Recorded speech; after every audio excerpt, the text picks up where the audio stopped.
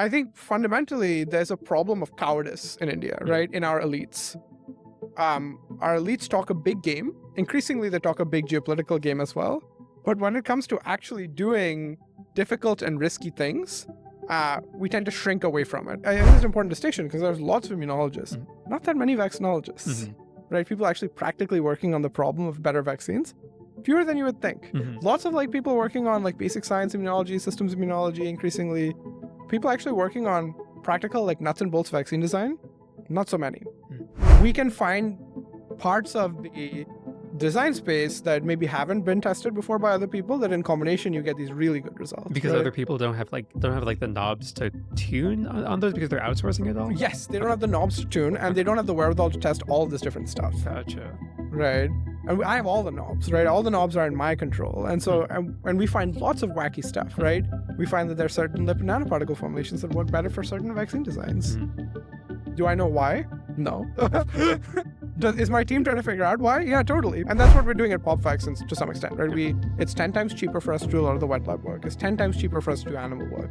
And so that means for the same dollar, I can do either 10 programs or I can potentially go 10 times as fast on the same program, right? And eventually we will just leapfrog what a company like Moderna is able to do because, they can't keep losing the billions of dollars that they're losing forever. I'm incredibly excited to talk with Soham Sankaran, the founder and CEO of PopVax, an mRNA vaccine development startup that he has ran for the last 3.5 years. Soham has an interesting background because it's not at all in biology. He has a bachelor's in computer science from Yale, got partway through a PhD in robotics from Cornell, dropped out to start a software for robotics company, and then decided to pivot to biotech during the height of the COVID pandemic. Most interesting of all is that unlike almost every other R&D biotech company today, PopVax is not based in the US or Europe or East Asia. It is based in India, which, as any biotech venture capitalist would tell you, is an extremely unlikely place for novel biotech research to be conducted. Yet the company is incredibly successful, having won multiple large research contracts and having their first upcoming US-based clinical trial fully conducted and sponsored by the NIH. Congratulations. Thank you. Today, we'll be discussing what has stymied biology research in India, how machine learning is changing vaccine design, and some questions over PopVax's recent success in vaccine development. Thank you for coming onto the show, Soham. I'm very excited. Thank you for having me. So, first question is to start things off. You've mentioned in the past that one of the key things preventing further biotech research in India is an inability to be comfortable with technical risk. Do you think this is cultural, something that is entirely built into the psyche of India? Is it downstream of 1,000 other things? And then is it at all fixable? You know about the chaebols in South Korea? Right? Yeah. The and Samsung, the Zaibatsu in Japan and so on and so forth, right? There are these sort of big conglomerates, right? That do a bunch of different things, right? They're like Samsungs and so on and so forth. Yes, as you said. But what's I think particularly interesting about them is they're somewhat similar to businesses that we have in India, right? So the Tata Group that you may be familiar with, right? Reliance, which is also a big conglomerate that started in textiles, then went into petroleum, and now does a bunch of all other things, including they're the biggest telecom operator in India with Jio and so on and so forth. And there are some emerging groups like the Adani Group in India that are also trying to do a whole bunch of different businesses, right? So there's some parallels here, right? And I think the government in India has pushed a strategy of these sort of national champion conglomerates, which are, have, government sanction in some sense to do risky things, right? And to sort of build infrastructure and so on and so forth and, build the country, right? And I think that parallels explicitly the strategy that South Korea took, that Japan took, and, to some extent Taiwan as well, right? The distinction, and this is a very critical distinction, is that those companies, and increasingly in China as well, have invested a lot of money in R&D, right? So they started by doing more copycat type things, you might say, right? Volume manufacturing or sort of, infrastructure projects that are similar to what happened in the West. But then, companies like Samsung have a big chemical businesses that do specialty chemicals. They have semiconductor businesses where they're at the cutting edge of, memory or the cutting edge of other semiconductor processes. And you see that in China as well. Increasingly, Chinese companies are investing in new R&D, and they're at the cutting edge of battery technology and, electric cars and so on and so forth. In India, these conglomerates, which have been around for a very long time, and also, historically predate many of, the expansion of many of these East Asian businesses, right? Like the Tata Group has been around since pre-independence. It was huge pre-independence, right? Haven't invested in new technologies in the same way. And they haven't done this long-term R&D that you would need in order to be at the forefront of some technology globally, right? Uh, and as a result of that, those companies largely sell domestically within the Indian market, right? Whereas these other conglomerates that I'm talking about in East Asia, they sell globally, right? They export their cars, they export their batteries, their semiconductors, and so on and so forth. So I think that is, one huge problem that we have in India, which is that these big companies that have the resources, billions of dollars in cash, don't invest in R&D, right? And yes, I think that is a broader cultural problem that's not specific just to those businesses. The government doesn't really invest in R&D in India. We invest a tiny, tiny fraction of our GDP, compared to not just rich countries, but also developing country competitors. Mhm. There's just, fewer dollars available for whether it's bio R&D or other R&D, right? Um, and then I think there's beyond that an unwillingness even among venture capitalists, who should be taking sort of technical risks in India to invest in businesses that are technically risky or to underwrite technical risk, in part because they don't have experts that understand it. Right. Almost no venture fund in India, like a sort of generalist venture fund, has even like a biotech partner or a biotech arm, for example, right, where they can evaluate biotech businesses. And that's just one example, right? There are all these other deep tech, hard tech businesses where they're sort of not really able to evaluate. I remember you had one of the, like a crazy line in like a document I read of yours where like some guy closely associated with the Serum Institute of India has invested more money into his own Bollywood production company than in any early stage R&D. Yeah, and that's maybe a bit hyperbolic, but the guy who owns the Serum Institute of India, who runs the Serum Institute of India, has invested a bunch of money in a Bollywood production company, like $100 million very recently, in Karan Johar's production company. He's a very famous director. And they invest, not all that much money into early stage discovery R&D. So, it may in fact be more. Is it like instinctively like is it fair to say like if you took that $100 million and said put it into early stage R&D, it would be money well spent? Or is there like some other fundamental problem that's going on where like money is not allocated? Like even if the money is allocated, it will not be used particularly well Within that company or within another within company? like all of R&D in India. I think there's like more than $100 million of spare capacity Yeah, that, yeah. in terms of things that could be done, projects that are almost ready to go Mhm. that no one is able to find money for. So I think, yes, I think $100 million in R&D would be extremely well spent. And I think PopVax is a good example of Mhm. this, right? We have spent not more than, I think it's like, on the order of $15 million, right? Since we started 3.5 years ago. Um, plus minus. I think that investment would have been a good investment for many Indian pharmaceutical companies, right? And we have this Indian pharmaceutical business, right? Companies that export even to the US or export to Europe, but it's all generics and biosimilars, right? Mhm. So they make copies of drugs that are either off patent or about to go off patent. And they make them very cheap at high volume and, in some cases, very high quality. And this is good for public health and it's good for the world. But they don't invest in R&D, Yeah, right? R&D would be the next obvious step, sure. one would think, Mm. right? And in East Asian countries, again, it has been the next step, right? Companies start doing copycat stuff. They start doing generics or biosimilars in biotech. And then they wake up and they go like, oh, we could do better. We Mhm. could sort of do something that's novel. And that's what you're seeing in Chinese biotech today, Yeah. right? Um, Companies haven't done that. Lots of companies had the $15 million that PopVax has cost so far. Sure, they didn't have me or some of the talent that we have, and maybe they wouldn't have been able to attract exactly the same people. But maybe they would have been able to get people that were, somewhat at the same level, and Mhm. maybe they would have been able to do so even easier than I was because I was a nobody who didn't know any biology, Yeah. right? But none of them did spend that money in Mhm. practice, and so they didn't, have the assets that we have and the platform that we have. Yeah. I like America has this like uniquely American trait of having like billionaires who are very interested in research and specifically biology research. Like you have Jeff Bezos funding Altos Labs, you have Nat Friedman, or sorry, Patrick Collison funding Arc Right. Institute, and like Brian Armstrong funding New Limit. Is there like any Indian billionaire who's like willing to like be in like play in that same space of funding like very high risk, high reward biology research?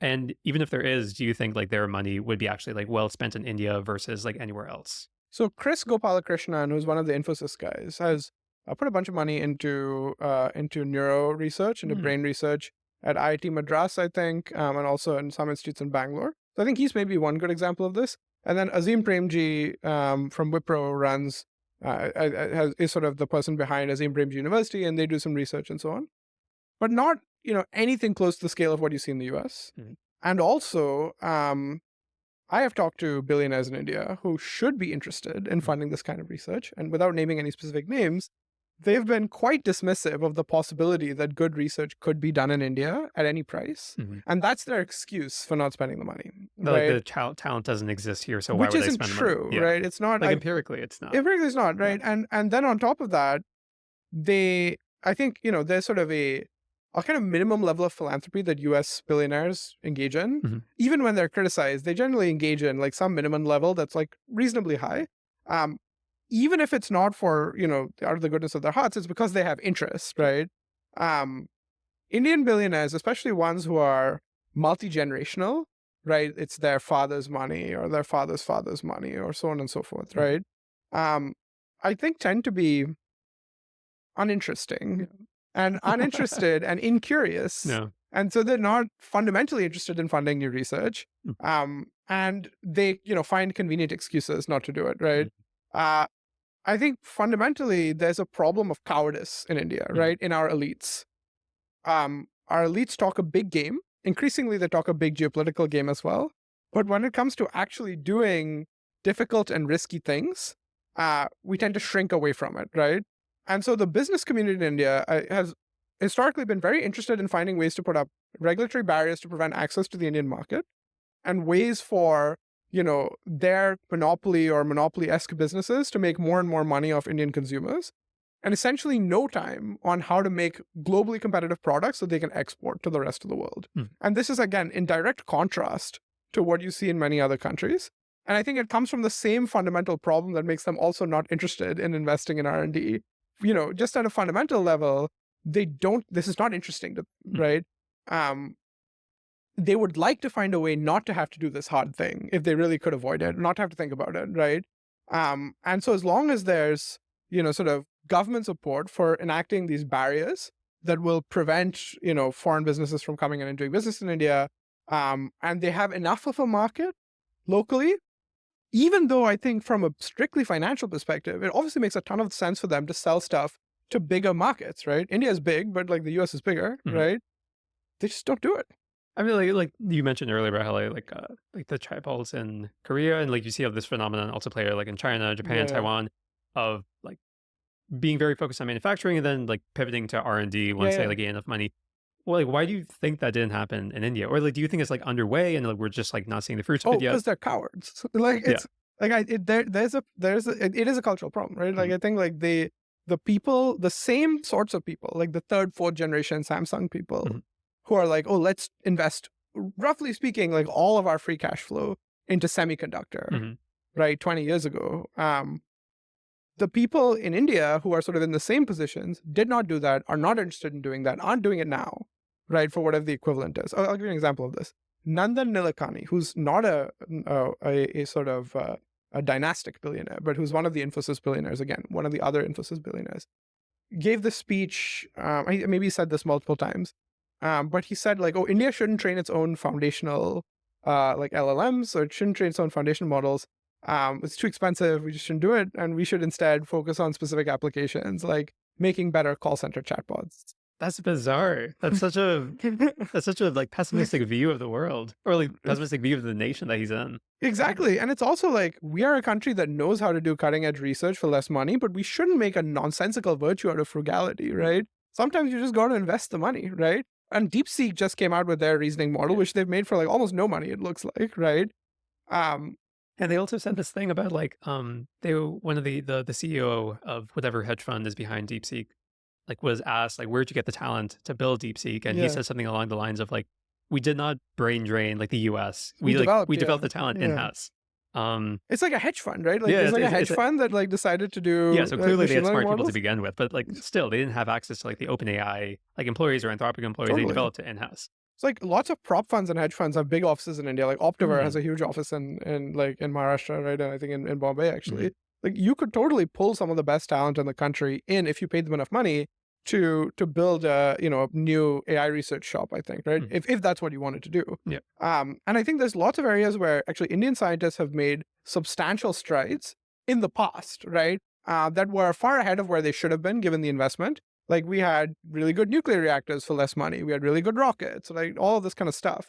Where if ISRO, which is the Indian Space Research Organization, which so pre-SpaceX, ISRO had the lowest like per pound launch capacity of anywhere on the planet, right? So we should have been like global leaders in commercial space. Mhm. And ISRO was just heavily underinvested in. So, the program stagnated and they never worked on reusable or sort of, these sort of new innovations that would have reduced the cost of the launches further, and made it, more frequent to be able to launch. And they just got, whooshed past by Elon. Yeah.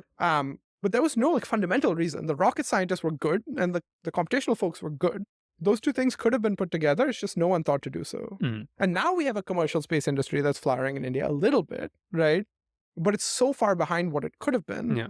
if people were willing to make those investments when there was still substantial technical. Like today, if you go like you need to make a reusable rocket that can sort of land, right? There's a proof of principle you can do that, and so it's a bit less technically risky. I think the problem is when people can't imagine, something for the first time, right? When they haven't seen it actually done, and it's not a copycat, right? It's not just we'll make it cheaper. The willingness and the wherewithal to underwrite that kind of technical risk, like first in the world products or first in the world R&D, exists nowhere in India, Mhm. right? And it should. It absolutely should. We are one example. Many other people are, I think, shining examples of sort of even with less money, people are able to do this. But there's this sort of constant bottleneck on the ecosystem of like, the people who have the money saying that there's not the talent, right? Over and over and over again, to convince themselves, I think, that Mhm. they're not just being lazy and sort of fearful. And so there's like a huge bottleneck placed on the people who are actually like courageous enough to think like this is possible, and then they just have barriers put in their And way. then they just leave, right? Yeah, that's true. Yeah, They yeah. just come to the US and like suddenly when you get on the plane and you reach here, you're in Boston or San Francisco and you Yep. go like, I'm going to do first in the world thing, even if it's the exact same team, Mhm. now you can raise money suddenly, Yeah. right? Which is unfortunate. And I think, investors have told me like, oh, your technology is really good. It's, our preclinical data for influenza and for COVID is just about as good, if not better than what anyone else has, right? And people are going like, hey, why don't you just move the whole kind of company to Boston, right? Like it's just so much easier to fund if Mhm. it'd be easier for us to write the check if you just move the whole thing. Mhm. And it's not because the talent that we have is bad today. It's just because of sort of, that's just what they understand. Yeah. So I think if I'm a US investor and I don't fully understand that India has the talent, like I can excuse that to some degree. That's something we have to educate them about. If I'm, a rich person in India or a powerful person in India, and I don't see around me the wonderful talent that is being crushed by the system, Mhm. then I'm blind, right? Yeah. And I think that's what's going on, unfortunately. I think like on the topic of like why you incorporated in India to begin with instead Yeah. of the United States, I think it's interesting to consider like the comparative advantages that certain places in the world have for certain types of research. Like America has like Harvards and MITs of the world, so we're able Right. to like, create the craziest looking antibodies. China has incredibly low has access to like looser drug approval guidelines. I think it's like guilty or like innocent until proven guilty drug approval, and so they can move a little bit faster. Right. With that context, what are some advantages of operating in India specifically? So I think there's a lot of talent in India. It's not well recognized, I think, how much wonderful wet lab talent there is in India and how much wonderful computational talent there is in India.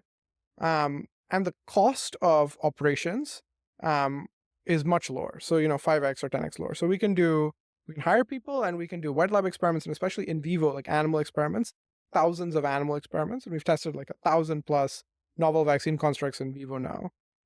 Much more cheaply, 5 or 10 times more cheaply than you can in the US or you can, in places that have similar economic structure, right? And so I think what that means is if you look at a pharmaceutical program, right, these programs cost billions and billions of dollars, right?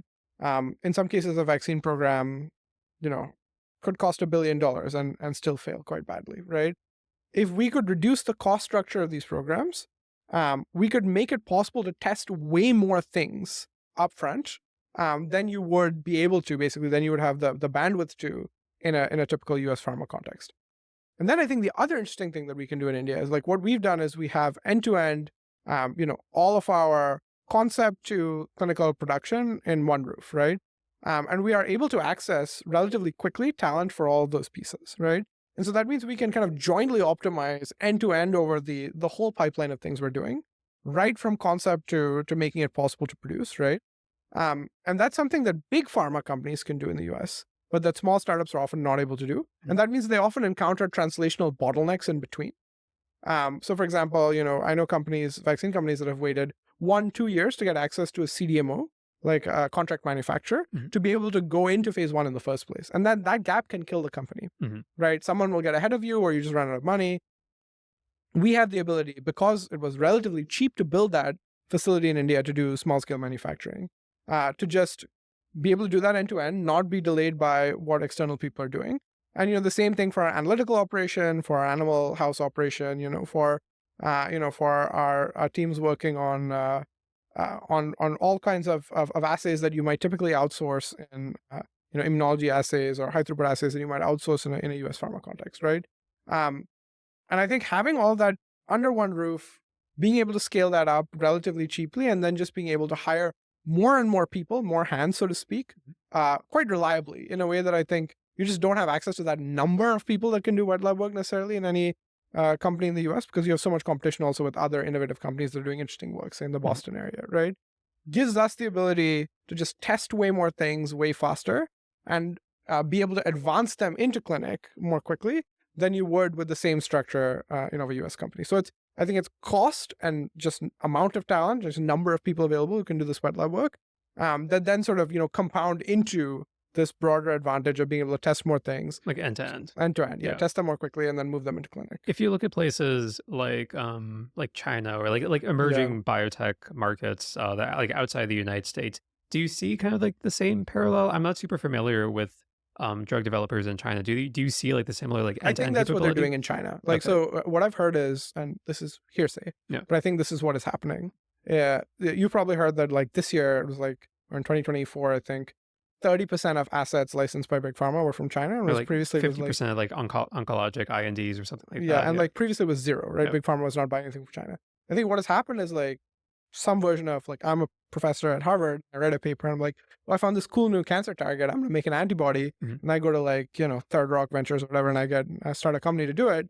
And I'm like, I announce my board of directors and my SAB and like, get some office space in Cambridge. And like about a year has passed. And by this point, the Chinese company that read my paper, that read my preprint, has an asset in clinic, Mhm. right? And I am screwed. And I think that is what it's like in China, because they have the ability to affect that pipeline end to end, as we are trying to do as well. Um, they can take a new target or a new idea and put it into their engine, Mhm. right? Which is like unfashionable in the US to have the whole engine, right? Yep. Now you have all of these like new like labless ventures that are being spun up. Mhm. Um, they have the engine, they plug in the thing. And what I've found is, maybe this is just me as a non-biologist not being a good manager, but I think it's more general, right? When you are in the lab with the people who are doing the work, you can spot issues in the data, or you can spot issues in protocol. If not me, my team can spot them and correct them in real time. Mhm. And that compounds. So if you like go to Wuxi and you're like, hey man, like do this assay for me, and then a month later you get the readout and you're like, oh, this is all trash, Mhm. which happens I think quite frequently, Yeah. right? That's a month lost, whereas I'm going to figure that out in 2 days, right? And so I'm going to correct, and I'm going to be suddenly now a month ahead of you, right? Mhm. I think that's what's happening in China, where they like co-located with their labs, right? They understand, in some sense, developability, right? Like much more cleanly, because they know what's working and what's not, and they're able to like discard ideas or molecules that aren't working. Like ballpark figure, like if PopVax had started in America, how much more of a multiple would you need to like run the exact same experiments you're running right now? I think it would have been like between 5 and 10x more money. Okay. And like maybe now we have a lot of programs now, Mhm. and we're able to do them very, very cheaply. I think it would be, instead of the company being like single-digit $1 million per year to operate, because we're 70 people, Mhm. right? We're 70, like mostly wet lab scientists, mostly folks with at least a master's, mostly with PhDs, right? And the requisite amount of sort of animal work. We do a lot more animal work than most vaccine companies. We have thousands and thousands of constructs now that we've tested in vivo. And we've used, I think, probably 10,000 plus animals, actually more than that. Uh, and so just the cage capacity, the animal handling, and sort of, having the team alone, I think would balloon the cost up 10x from where we are. Yeah. And you can see that with when we look at other vaccine companies that, are publicly disclosing their financials that, went public or whatever. You see that, which is at the sort of late preclinical stage, just before phase one, some of these companies are spending $50 to $100 million a year. Mhm. Yeah. And I think like going back a little bit to like the cultural problems in India that have Yeah. like prevented this sort of like high risk, high reward R&D work. The UK is also going through a bit of its recognition of its research stagnation and has formed ARIA to combat it. And for like context for listeners, ARIA is a kind of a parallel to America's Yeah. DARPA, so a funding vehicle for extremely high risk, high reward scientific or engineering projects. Is there like a similar initiative in India? Is like I know like Israel maybe was at some point. Is there anything like that today? Um, no, Okay. not that I'm aware of. So they have recently reorganized the scientific funding structure of various different scientific funding organizations that were in the country. I think they've rolled it into one organization, which they're calling the National Research Fund or the National Research Foundation. Um, but there is no DARPA style agency or ARPA style agency that has these kinds of specific program project mandates that they then execute.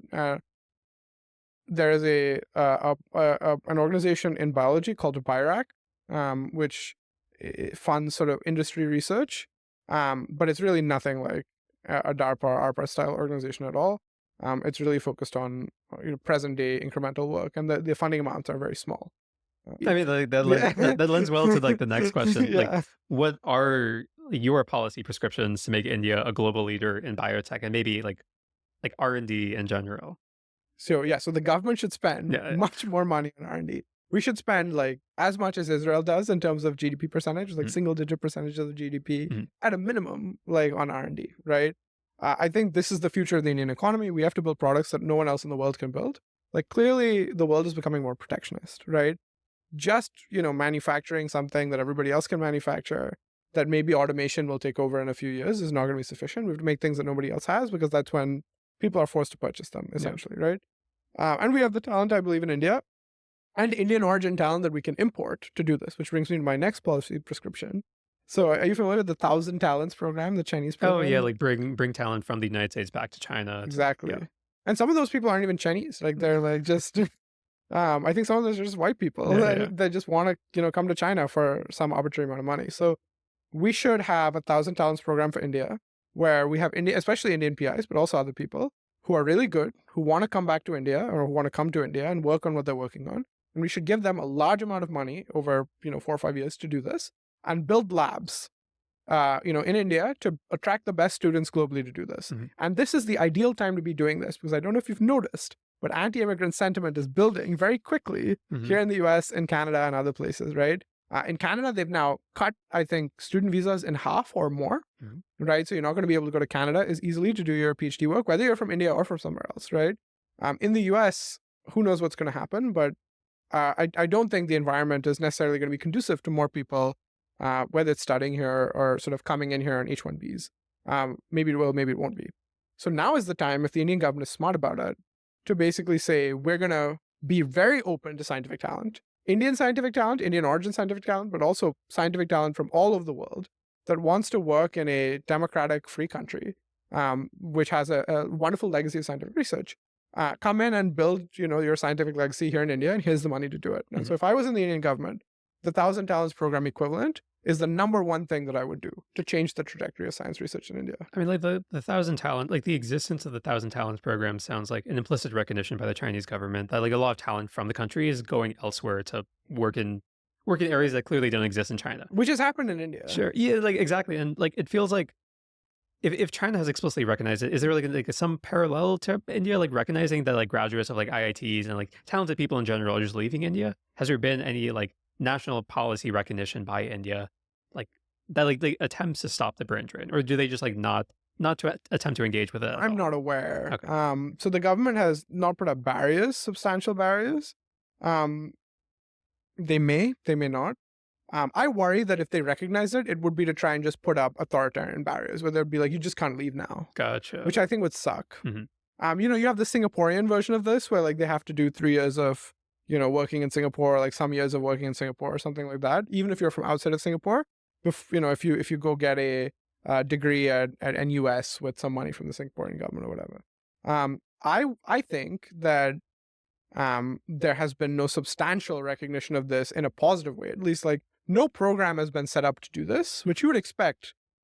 India's great advantage globally is that our, immigrants from India are all over the world in extremely powerful positions in all fields, right? And those people ideally could be used to, form a core of an intellectual workforce that can help improve things for us, in India. Mhm. Not to say that, Indian faculty or folks doing research in India shouldn't be funded. They should also be funded substantially. But I think, them having access to better colleagues and better students who would be attracted by researchers coming from top universities across the world and coming to India, I think would change the game, Mhm. right? But I haven't seen any movement yet towards anything that looks like this. Yeah. Okay. Hopefully it happens. I think like outside these like the discussion of like Indian cultural problems and like policy recommendations, I am I have a lot of questions about like vaccine design in Yes. general. Um, so you have antigens, which are the molecular targets that vaccines train the immune system to recognize, Hmm. but you also have immunogens, which are what you actually put in the vaccine to generate that immune response. Correct. Sometimes they're the same thing, sometimes they're not. Yeah. And that's led to some really interesting approaches at vaccine design. Mhm. Could you walk us through how our understanding of this relationship between antigens and immunogens have evolved since the birth of vaccinology? Yeah. So I think the critical distinction between an antigen and immunogen is the immunogen is sort of what goes in and elicits the response that you want. And I'm going to talk really in the context of antibodies because that's what we work on at PopVax, and I think that's sort of simpler than talking about T cells. But basically, the immunogen in some sense is what goes in that elicits the antibodies that you want, that then, whether in the short term or in the long term, form the core of the immune response against the actual pathogen, which has the antigens, Mhm. right? Uh, and I think what's critical to understand is the you can have an antigen that is on the pathogen, right? That isn't necessarily the right immunogen to use in your vaccine, Mhm. right? Um, or you can have sort of a native form of the antigen that is on the pathogen that, when modified, would be the right immunogen.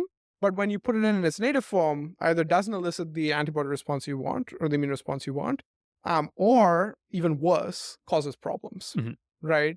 And a good example of this is in RSV, in respiratory syntactical virus, where there's the RFP fusion protein or F protein.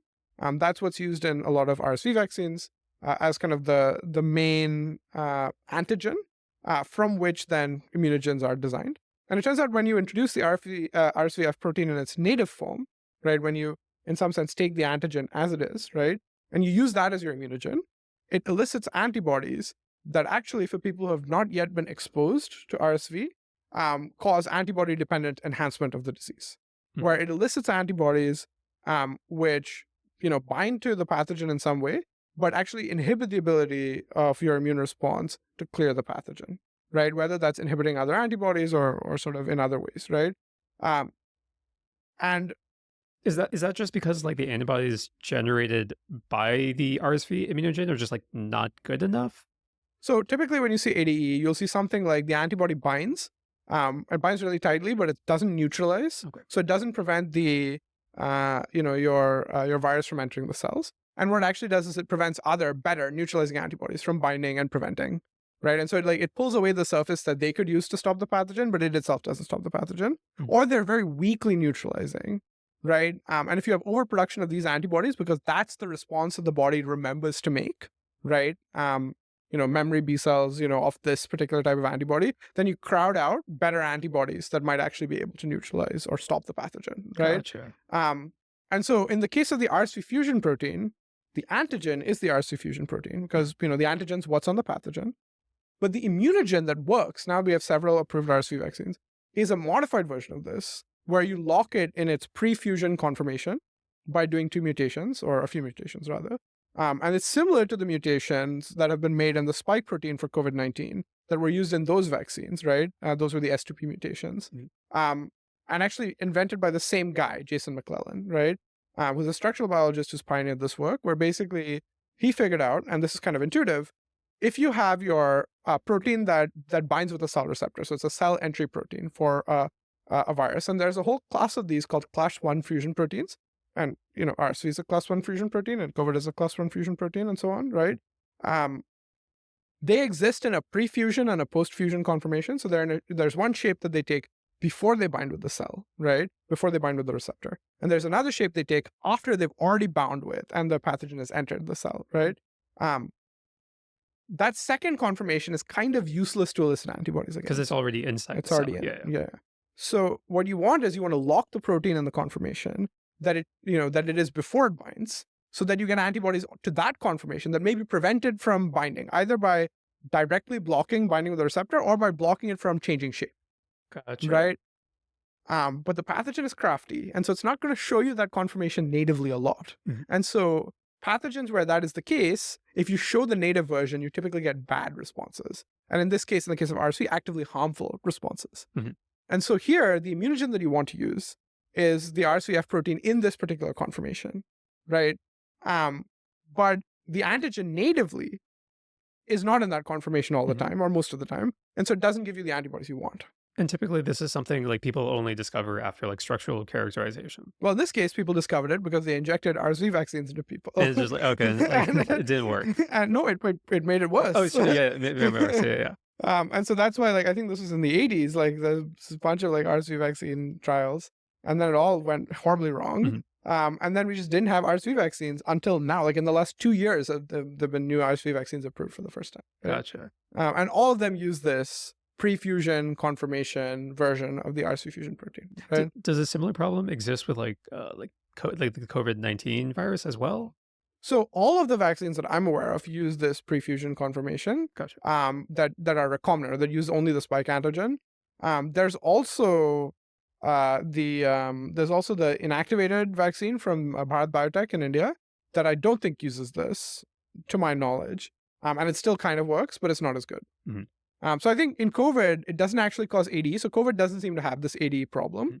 but it just makes it better. And Yeah. it produces a sort of more neutralizing response to lock it into this conformation. That feels like the realization that there are different conformations you need to be aware of when Yeah. designing immunogens feels like a step level change in your ability to design good immunogens in the first place. Is there like another one on the horizon that you see that like in terms of like a new bit of vaccinology that we're stumbling across that leads us to design better immunogens, or is it kind of like fuzzy right now? So okay. So to go back to this antigen immunogen difference and then answer your question, right? So an antigen is anything that sort of binds to an antibody, right? That's what the definition is, right? Um, and then an immunogen is something that elicits, in the case of antibodies, that antibody, right? So the immunogen for that antibody is the immunogen that would hypothetically elicit that antibody, right? I think what's changing now in vaccine design, and what we work on a lot at PopVax, is an extension of what we've just talked about with RSV, where you really want to elicit specific types of antibodies, right? That do specific things, that have specific functionality. You want them to neutralize, right? You want them to neutralize broadly, right? So in the case of hepatitis C, which is one of the pathogens we work on, the pathogen mutates in the host. And so it presents as a quasi-species, which means that if you try to knock down just one, iteration of the quasi-species, right, one particular version of the pathogen, maybe that's not sufficient because there are all these different mutated versions in the body, right? So you need to get rid of Hep C. You probably need, broadly neutralizing antibodies that are able to go up against a whole bunch of mutated versions of the pathogen. And so I think what's changing in vaccinology now is we're asking the question for the first time: can we elicit specific classes of antibodies, right, that do these specific things, and not other antibodies that are bad, right? So we find like a set of antibodies to elicit target antibodies. And increasingly, next generation sequencing techniques, like, for example, doing single cell B cell sequencing, allows us to go and identify specific antibody clones, right, like specific B cells that have a specific antibody, in patients who have been able to clear the pathogen or have had good outcomes, right? And then check the functionality. Is it broadly neutralizing? Does it have effector function? Is it good in some way? And then try to actually elicit them, right? And this is something that started in HIV vaccinology, because there are these people in HIV called elite controllers who are able to control the progression of the disease. It doesn't go to, it doesn't go from HIV to AIDS, without having antivirals, right? Just like innately, They're just able to do that. this, right? Okay. And so it was believed for a long time that, in fact, maybe true, that they're able to elicit these, particular classes of broadly neutralizing, very potent HIV antibodies. And at least in some cases for elite controllers, that does seem to be the reason, right? But they're a tiny, tiny fraction of the population. And for a long time, HIV vaccinologists were like, let's try to get people to elicit these specific antibodies, right? And then we'll have a vaccine for HIV. Hmm. The problem is these are extremely somatically hypermutated. So they're like 8, 10, 12, whatever mutations away from the germline naive version of the B cell. to get to this antibody. And it's a very torturous path to be able to elicit them. But the other problem is, like, fundamentally, they believed, oh, if I could have an immunogen that binds really well, right, to this antibody, then I can elicit that antibody, right? And so they did a lot of like yeast display and stuff to try and find immunogens, like versions of the epitope, which is this like specific segment that is immunogenic and elicits the antibody, right, or elicits the immune response. They tried various ways to, to get these epitopes to bind better with their antibody of interest, and they're like, oh, and then when we put this in humans, the best binding one is most likely to be able to elicit the antibody. As it turns out, very expensively, we found out that's not true, right? It turns out that binding is not a sort of complete representation of elicitation. It's in fact, they're quite different processes, right? Sorry, going back to the HIV thing. Yeah. I still don't quite understand, like, why can't we just like replicate this specific antibody, like the ability to like an immunogen that causes this specific type of antibody to appear? Why can't we just do that? Well, we don't know what it is.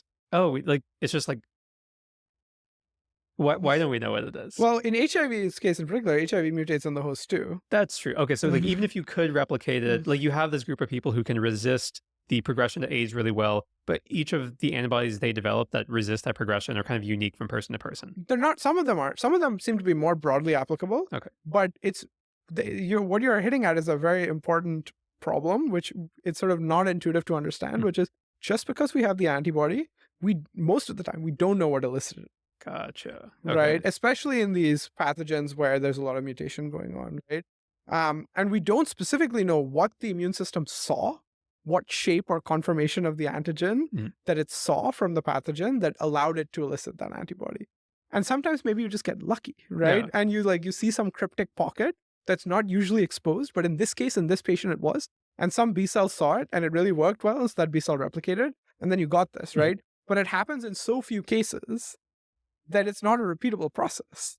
I'm curious, has it been like elucidated, like what's unique about is there anything unique about these people, or is it just like they got lucky? There are lots of different hypotheses. Okay. And I'm not an HIV expert, but I think it's a very hard field because there are lots of things that I think are simultaneously true. And there's no one specific answer to the question of like what makes these elite controllers. Yeah. And so what happened is basically I think this exact thing, which was like, oh, we have the antibody, now it should be easy. And then like 20 years later, no HIV vaccine. It's not that easy, right? Yeah. In part because of this dogma became like sort of, oh, if we make it bind really well, it'll elicit the antibody. And I think the answer is that's not true, right? And so we have to explicitly, in some sense, model the elicitation process. And so what we're trying to do at PopVax, and I think what is kind of the future of vaccinology as a field is, I have a set of antibodies that I want to elicit. I need to be able to build a machine learning model or build some kind of model, one way or the other, right? That allows me to go from that set of antibodies to the immunogen that then elicits them, right? Yeah. And the only way to do that is to collect a bunch of data about how libraries of differently designed immunogens elicit antibodies, right? And go front and back and then use that as a way to actually design your immunogens. Yeah, I mean, like instinctively, like before this conversation, I would have assumed like immunogen equals like something that can that binds really well. Yeah. But that's the antigen, right? Sure. Yeah. And like I guess the part that I've been a little bit confused about, like we've talked a little bit about, like what's like chemically going on that causes the elicitation process. Is that not well understood?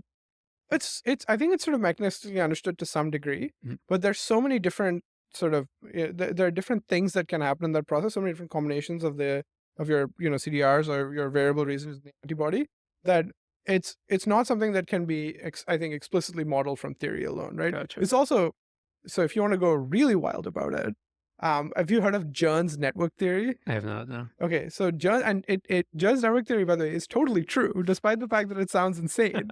So you have these cascades of immune responses. So I have my immunogen, it goes into the body. It goes, binds with some B cell, and then maybe there's some mutation, the B cell replicates. It's closer to binding now with this antibody after the mutation. It turns out those antibodies can also elicit antibodies. Okay, to like themselves. There's like cross immune, like antibodies can talk to other antibodies. No, antibodies can elicit other antibodies. So the antibody goes and binds with a naive B cell. It elicits another antibody against the antibody, right? And then those antibodies can elicit further antibodies.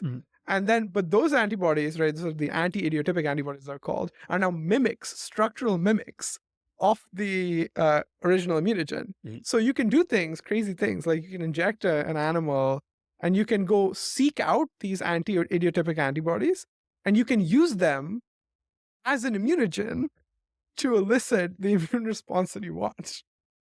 That's bizarre. Right? And so it's like this cascade of this elicits that elicits this. Mhm. And it's not just happening in one dimension because a single immunogen is going to elicit a whole bunch of different Yeah. antibodies, right? And so and then there's all this crosstalk going on. Mhm. And somewhere at the end of that is my mature antibody that I want. That actually like neutralizes whatever pathogen you Exactly. have. Okay. Exactly.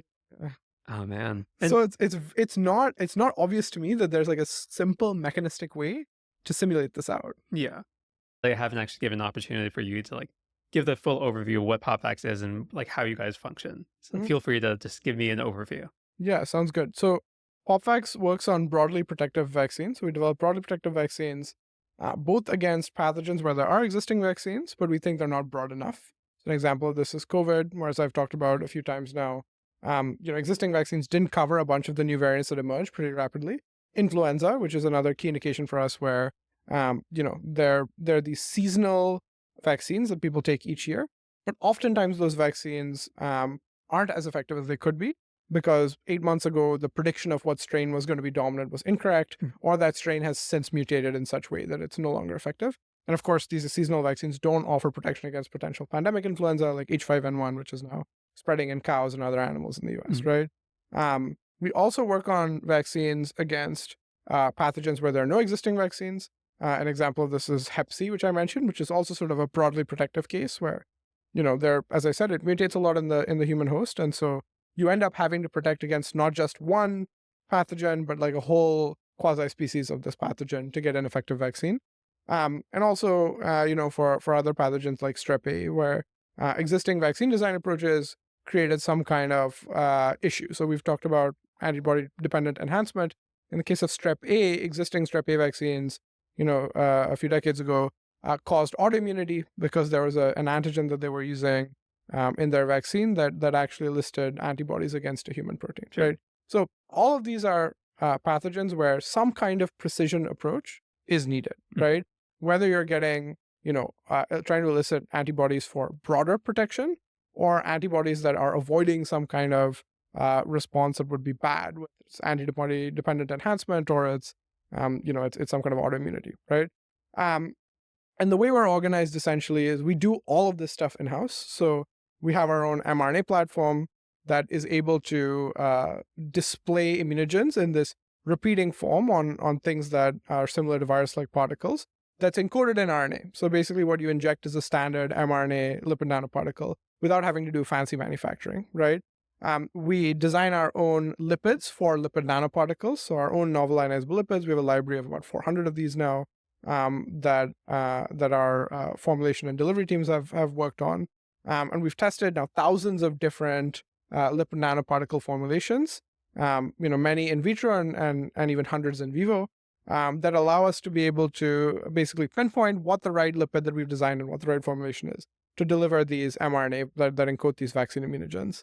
Um, and we've taken a very similar empirical approach to optimizing these as we have our immunogen designs, which I've talked about.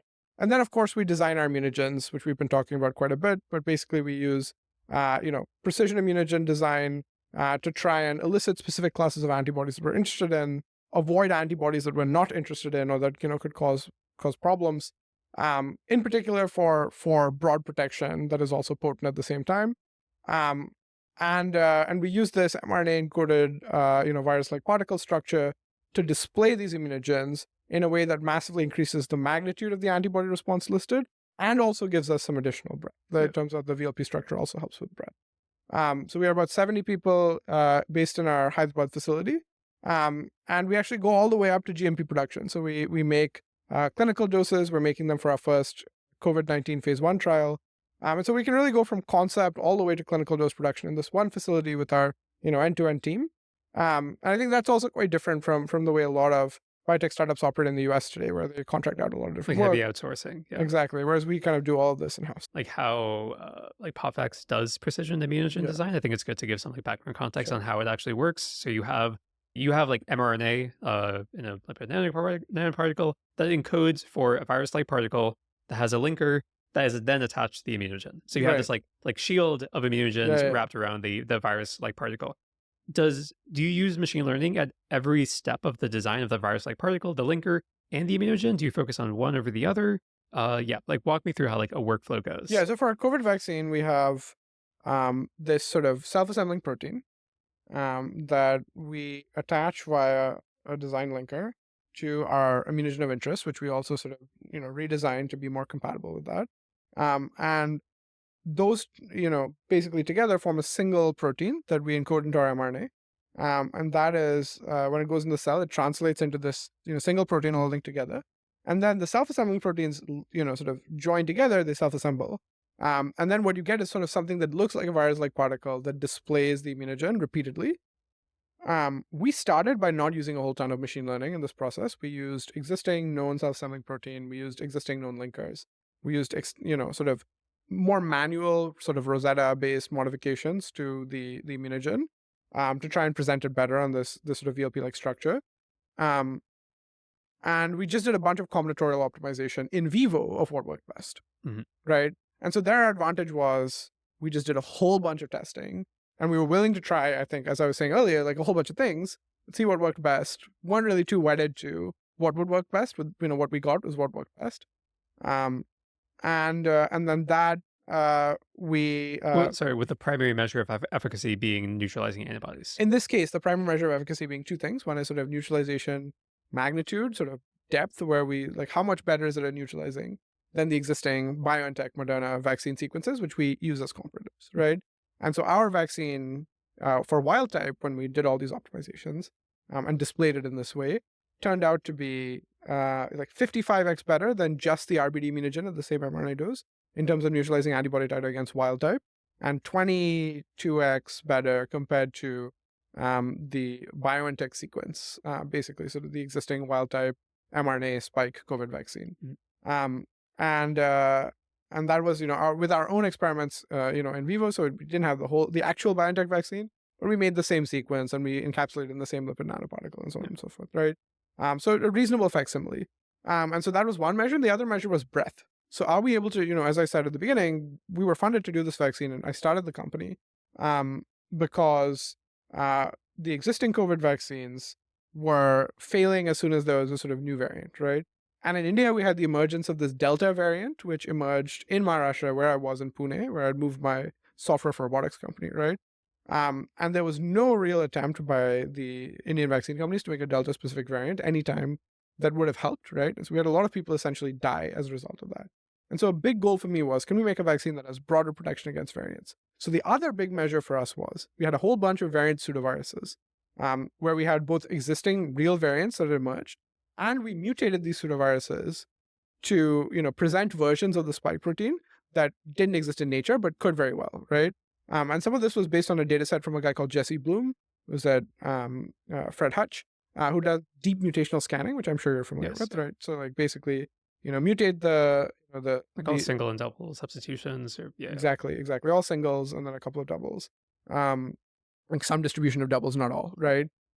Where it's again a pseudovirus system where he mutates the spike protein, and then he figures out which of these are still stable and functional, and then which of these are now able to escape, antibodies that were listed to the original vaccines. Yeah. And so we used that, not deep mutational scanning, but we sort of used, versions of the spike protein from his assays that had shown this kind of escape potential Okay. in our pseudoviruses. So not the live virus, so very safe, right? Not functional virions, Mhm. but we used those as a measure of how much breadth we were able to get. You have these like two measures of efficacy of whatever you're designing. And you mentioned that when you first started off, you started off with like well-known scaffolds, well-known linkers, Yeah. well-known immunogens.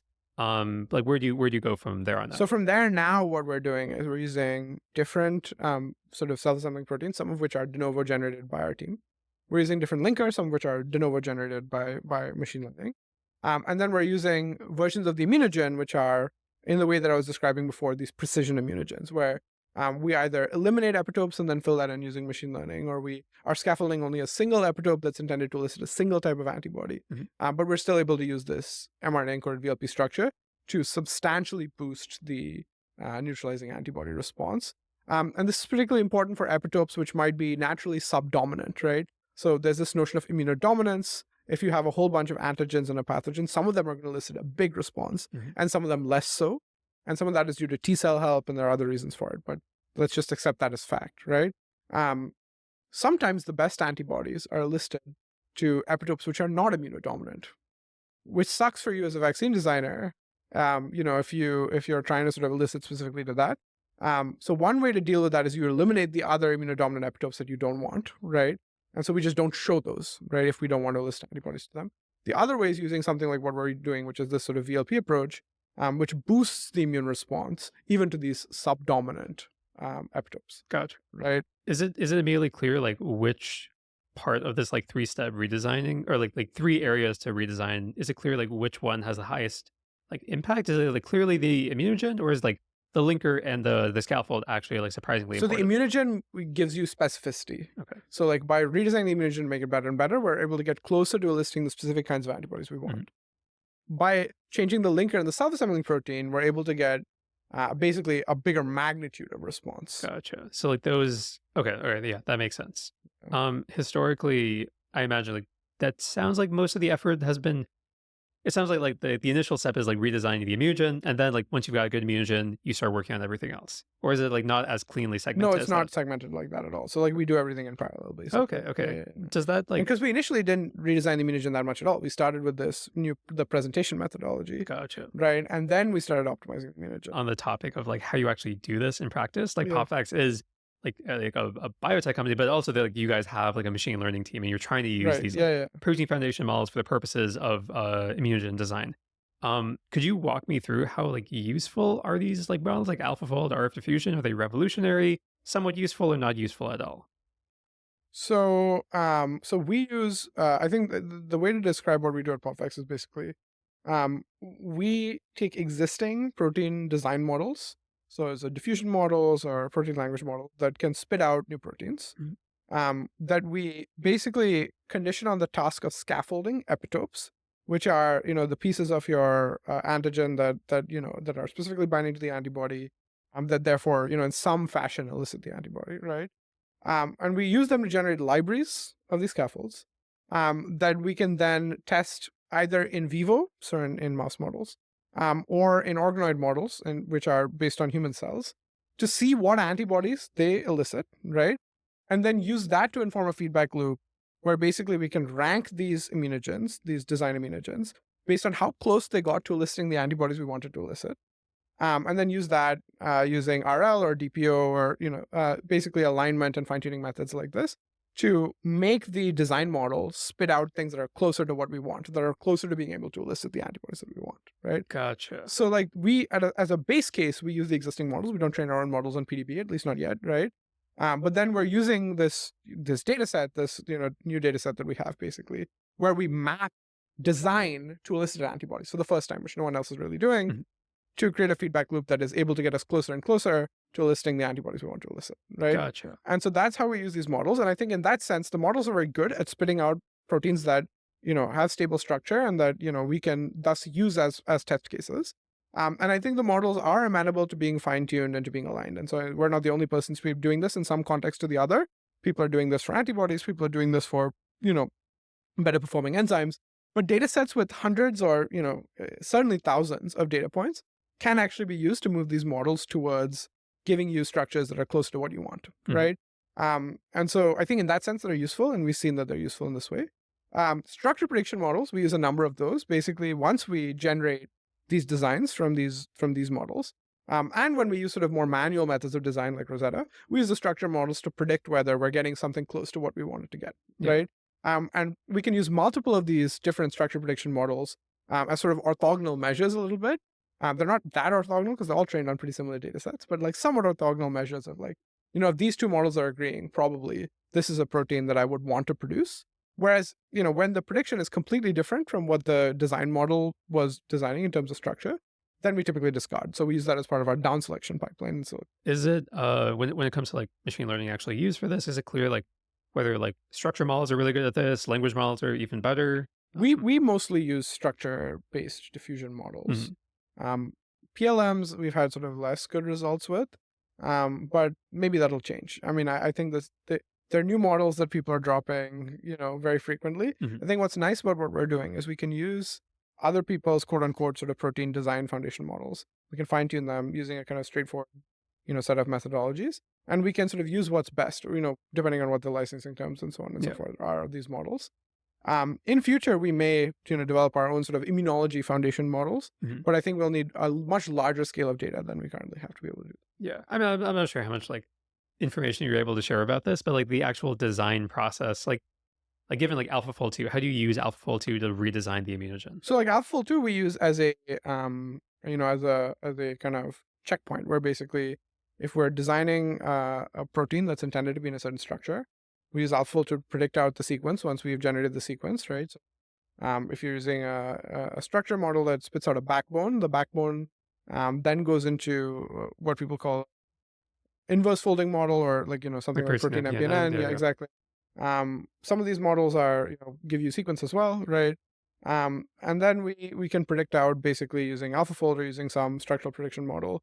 Is it conforming to the structure that we expected? And that if it's not, right, if we generate tens of thousands of options, Mhm. we'll eliminate the ones that don't fold in the way that we would expect. So I guess like how do you like using the structure prediction model, what are you actually trying to optimize the end result for? So the structure prediction model, again, we're basically just trying to eliminate bad designs that we don't want to Gotcha. test in vivo. Okay. And like how do you define a bad design? Like It below doesn't PLDT? fold. It does. Yeah, low PLDT is one Okay. example, but like, I mean, which is basically So like there's like in silico metrics you're using to yes, decide. to Okay. down select. Yeah, Okay. yeah. So we start with tens of thousands of designs, and then we Mhm. down select down to hundreds that we would actually test in vivo. Yeah. And so then like how do you take into account like the data that you've tested in vivo? How does that get like fed back into this like redesign So we can process? create a preference ranking basically, right? So you've got a Gotcha. set of antibodies you want to elicit. Which of the immunogens got closest to eliciting the antibodies we want to elicit? And we can do this with function, which we were talking about earlier. It's like which of them, neutralize the best, which of them neutralize the most breadth, Mhm. right? And then you can create rankings, and then you can use different versions of these rankings to do DPO or do fine tuning, basically. I'm curious, has like have you tried bolts? Has it been like a big step up from AlphaFold 2? Um, I'm not sure that we've tried it extensively enough to have an answer to the question. Gotcha. Yeah. Okay, okay. Um, I mean, Structure prediction is not such a big bottleneck. so what actually is the bottleneck then? Yeah, I think it'd be nice to have. So the design models themselves are not necessarily so great at scaffolding the epitopes that we want. Mhm. They're still not able to produce the structures that we want and the conformations that we want reliably for some of the problems. And so I think making those better, and we're doing our best also to try and fine tune these models to get better at those problems, even in silico, before we get to the in vitro and vivo data, Mhm. right? Is more critical for us. Whereas I think certainly structure prediction models aren't ideal, but for the size of proteins that we're using, we don't think that's sort of a big bottleneck to us being able to test these designs Gotcha. in vitro, in vivo, because even if we throw away some designs that are, maybe actually good, um, things that are predicted with high confidence with these models tend to actually be what you'd expect them to be. Is it typically clear, like at the end of these like design sessions, do you have a good sense of like what do you want the end antibody to resemble? Say again, please. Like, you're designing an immunogen, you want to Yeah. elicit some antibody response, Yeah. and you want this antibody response to be like good for whatever you're trying to protect against. Yeah. Do you have like a gold standard antibody that you're comparing it against, or are you purely looking at the immune response of whatever you've injected this into? So we can do both, right? So, and that's a good question. So, we can look at the functional response, right? Which is to say, we can inject into mice any specific design. We take the serum out of the mouse, and then we can use that serum in a neutralization assay, in an effector function assay, to see the functionality of the antibodies listed. Are they able to prevent the pathogen from entering the cell? Are they able to clear infected cells, right? Um, so that is one thing. But we also have, say in the case of Hep C, there are these antibodies which are clearance associated antibodies sequenced out of people who are able to clear the pathogen. Mhm. And it's an important distinction here between HIV and Hep C, because in Hep C, it's like 30+% of people clear the pathogen straight away. So it's not rare, Mhm. right? Compared to HIV, where it's like some fraction of a percentage So point. there's like some similarity amongst antibodies amongst those 30%. Well, that remains to be seen. Yeah. People, I mean, lots of people have done sequencing at a small scale. Not a ton of people have done it at a large scale in a diverse data set, which is one thing we're trying to fix. But hypothetically, you can get out a set of target antibodies. And we do have a small set, at least, of target antibodies that we're quite sure will help kill the pathogen based on that research that other people have done, right? Mm. For those antibodies, we actually can do sequencing of the B cells that are listed, right? And we can figure out how close we got in terms of sequence and predicted structure to Gotcha. those antibodies. Now, in a mouse model, those aren't going to be exact, right? But in an organoid model, we can get closer to what would actually be listed in a human. Is it like an insane idea to like hallucinate an antibody that binds to some like virus and then work backwards from that hallucinated antibody to design an immunogen that would cause that hallucinated antibody to exist? Does that at all make sense? It's not crazy. Yeah. I think I don't think you can do that without a new data, a Gotcha. new data set, right? Okay. Because there's this sort of black box of elicitation, which is very complex, right? Even though it has simple constituent components, because of all of this interaction, it becomes non-trivial, Mhm. right? Uh, and I think we don't currently have a data set that allows you to make that jump, Gotcha. right? Um, People are doing de novo, kind of hallucination design of antibodies intended to neutralize. There was a paper recently on neutralizing snake venom, right? Yep. Neutralize viruses. Like, I think there are ways to do that with existing data sets. Immunogen design in particular, I think, is a problem that cannot be tackled with these existing data sets Gotcha. in and of itself, right? Do you think it's like just like a scale question? Like people haven't collected enough data yet? People haven't collected any data. Oh, I think if you ask me, like, who has data that maps from immunogen design to what antibodies were listed, mhm. I think the answer is me. I mean, I guess that like kind of raises a question. Why don't vaccine companies do more precision immunogen design, like using these sorts of models?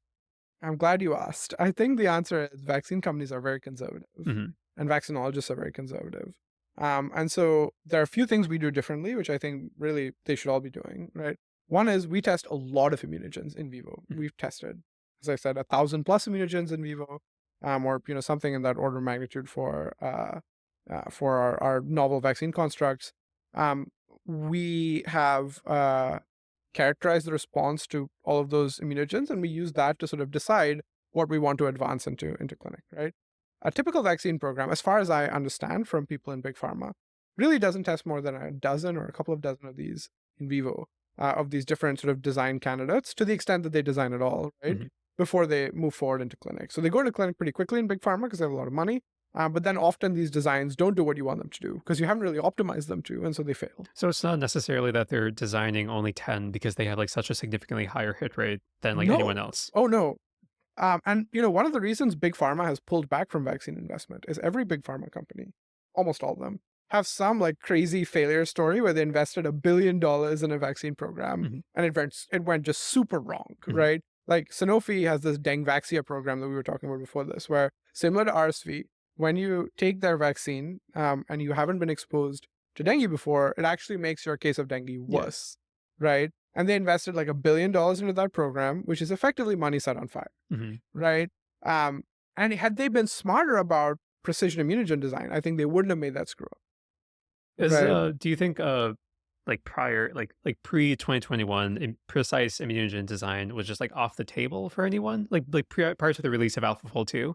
Like I were there mean, options for people to do precision immunogen design before? not in the way that we're doing it, Okay. but certainly there are ways to do sort of rational design using Rosetta and tools like that. Yeah. And I think there are ways to sort of more comprehensively characterize the outcome of injecting your immunogen into whether it's a transgenic mouse model or an organoid model or something Mhm. closer to humans. I think that was available with a little bit of work, Mhm. right?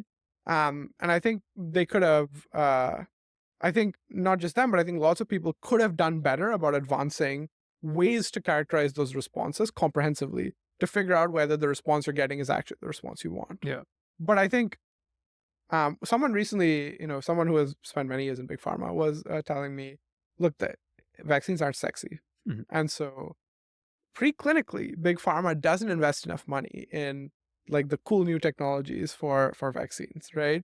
And the people who are the most ambitious about working on new and interesting stuff often leave vaccines, Mm. whether it's within a big pharma company or broadly in the field, wouldn't you rather work in a field like cancer immunotherapy where there's so much more money and so much more application of the latest methods, right? Whether it's like single cell transcriptomics or it's, these machine learning models for protein design or whatever, Mhm. right? Um, Rather than like a backwater like vaccines, right? Yeah. And so I think as a result, you end up with like fairly conservative people doing like a small number of tests, not really comprehensively characterizing the immune response from like a systems immunology perspective either. And also just often getting it wrong about what they should be designing for in the first place, right? So Mhm. like we've had this legacy of HSV2 vaccines trying to design for neutralization, where it turns out, and there's a lot of good data that shows this, neutralization is not sufficient in order to be able to clear HSV2 or to prevent HSV2 infection. You need effector function, Mhm. which is something that people have known now for a little while. Sorry, could you like walk me through the rationale for that? For what? For like why you need effector function? Empirically. Okay, just like that's just like how Yeah, that. I don't know why. but, Alright. but like empirically, you need a factor Yeah. function. Like you need to be able to have these like some kind of ADCC or ADCP or something like this. To be able to clear HSV2 or to prevent HSV2 infection. Um, at, and what happened is I think people assumed that neutralization would be okay and would be sufficient. And so there were a bunch of in-clinic HSV2 vaccine programs that were conditioned on like, oh, we got a good neutralization response. And it just turned out not to be good enough, right? And with tuberculosis, we have a TB vaccine program that we want to start, right? Uh, People have been focused on T cell responses for a very long time. And there are good theoretical reasons, like it's an intracellular pathogen, and so like maybe antibodies won't do anything, right? But we actually do know that there are antibodies that have substantial effect on the bacteria, right? We know that there are people who have profiled T cell responses from people who are able to clear TB, and found that actually the T cell response that matters most are like helper T cells that essentially help the elicitation of antibodies, Mhm. right? But nobody really seems to have TB vaccinology program based on antibody elicitation, funnily enough, right? And when we propose this to people, like old hats in the room say, like, oh, we know it's T cell response. Well, if you know it's T cell response, why 30 Oh, the years? vaccines actually Yeah, worked. why don't they Yeah. work? And Exactly. like you've mentioned before that like immunologists are like not very trusting of like empirical data. How like do you think that like the distrust is like a little bit rational in their eyes? Have they like, been burnt before a lot on like So I don't think I said that. Let me actually rephrase what you said. What I think is that they're not sufficiently empirical uh, in that I think they're not willing to try enough stuff gotcha. and then just sort of like systematically figure out what works and what doesn't. So like I Mhm. think what's really worked for me as a non-biologist, like as a computer scientist, is like I don't a priori have any pet theories about what works and what doesn't, Mhm. right? Like I'm very driven by like, okay, what are the possibilities of what could work here? Right. And for that, you do need to know some immunology. And I ask the right people, right? And then I'm just like, okay, let's make designs that are going to optimize all these different things separately and let's see what works best. So if you're an immunologist and you know effector function is a thing, right? Or if you're an immunologist or vaccinologist working on TB and you know that antibodies are a thing, why wouldn't you just have a design that focuses on antibody elicitation also, right? Mhm. Why wouldn't you want to like systematically just create a matrix of all the things that could matter, and then make designs that could optimize in those directions, and then see what works and double down on that, right? Mhm. I think that's sort of the recipe for what we've done at PopVax that works super well, right? And that strangely enough, I think a lot of people who are immunologists or vaccinologists aren't doing. I think they come in with some theory about how this vaccine is going to work. And then they make a very expensive, multi-year, maybe even in some cases, multi-decade bet on that theory being correct without having any backup options or without even really comprehensively comparing it to other alternative hypotheses that might be the case. My but like instinctively the reason why they would do that is because they have so few shots on goal that they need to like have some very strong prior on But how things work. preclinically, they have lots of shots on goal. That's fair. Yeah. And even phase one, frankly, they have lots of shots on goal. So, like, Mm. what's in phase one, right? I think you would still be able to distinguish between a strategy that might work much better in phase one, because you could take that, you could see that it's eliciting all this effector function. Maybe that's good, right? Like maybe that's going to do something. Whereas it's neutralizing, but like it's maybe weakly neutralizing or sort of not giving us complete clearance of the pathogen if you passively administer those antibodies into the animal model, Mhm. right? And so there are all sorts of things you can do if you have some early stage data, which isn't terribly expensive. Whereas instead, these folks are jumping straight into phase 2, phase 3 of hundreds and hundreds of millions of dollars. And then that money is all set on fire. Is that just because like overconfidence? What's causing that like clearly like mistaken step? I don't know. I'm not these folks, and they're very smart people who know more than me. And so it's possible they have very good reasons for what they're doing. But in practice, I think what we see is, there's a lot of resistance to trying out things Yeah. quickly, right? In the field. And I don't see why, in addition to whatever theories they have, they wouldn't be benefited by just trying out more things quickly. Like Right? orthogonal theories, just like to Exactly. have backups. Yeah, yeah. Yeah. And then maybe you can combine that, right? Yeah. Like you can combine the immunogen that gives you really good neutralization and good effector function. And then you put that in, whatever the mechanism is by which it eventually works, it's probably more likely to work. Instinctively, I imagine that like I kind of like assumed like the focus on broad protection like goes without saying. Like every vaccine company is interested in broad protection versus just one variant. But they're not. Yeah, like that's interesting. Like why? Like like you know that the virus is going to mutate. Right. Like why wouldn't you try to like design for like highly conserved epitopes? Well, so designing for highly conserved epitopes and actually achieving broad protection are very much not the same thing, Oh, okay. Why? right? Well, why is that? It turns out just a naive strategy of designing for conserved epitopes like doesn't work, right? Okay. And so because this has been hard, I think traditional vaccine companies have shied away from it. Where what you can do reliably is you can do high multivalency, for example, or you can show, as in the case of pneumococcal vaccines, you can show 20 serotypes, right? And thus get a response against all those and at least reliably protect against those, right? But in the case of influenza, we don't even do that. So influenza vaccine platforms typically use egg-based production. That's what most influenza vaccines are made in. And the problem there basically is it's difficult enough to even optimize 2 or 3 or 4 strains in the eggs, which is up to 4-valent is what seasonal influenza vaccines have been. It's the strains that are recommended are often not the strains that work well in eggs. So you have to find some close by strain that produces well in the egg. Scaling that up to high multivalency is very hard. So even broadly protective influenza vaccines haven't really been made, right? That are these highly multivalent vaccines like PCV.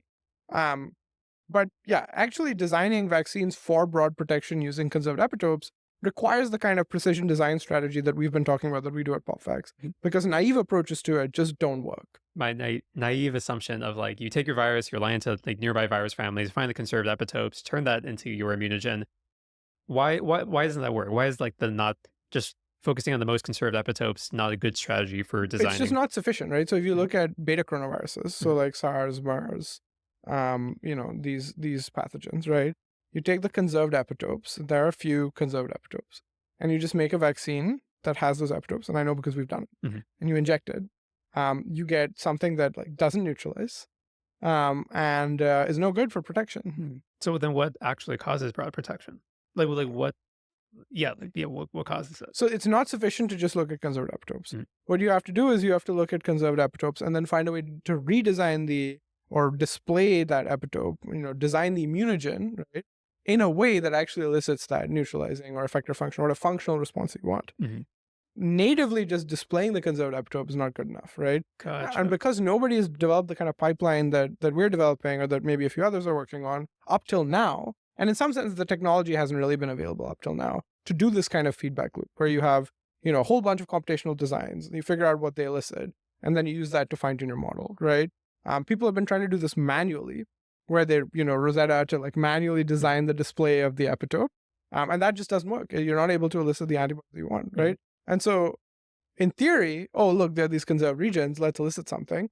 In T-cell responses, it kind of works. So you can get a T-cell response against these conserved epitopes. But typically a T-cell response is not sufficient to actually give you a protective response against a pathogen. In fact, maybe one exception, none of the infectious disease vaccines that we know work, right, that are licensed, operate primarily on the basis of a T-cell response. Eventually, it's the antibodies, which, are, in some sense, are early enough to be able to clear the pathogen. A T-cell response, only like say a CD8 T-cell response, will, but definitionally only work once your cell has been infected and then it can clear the cell, which in many ways is too late.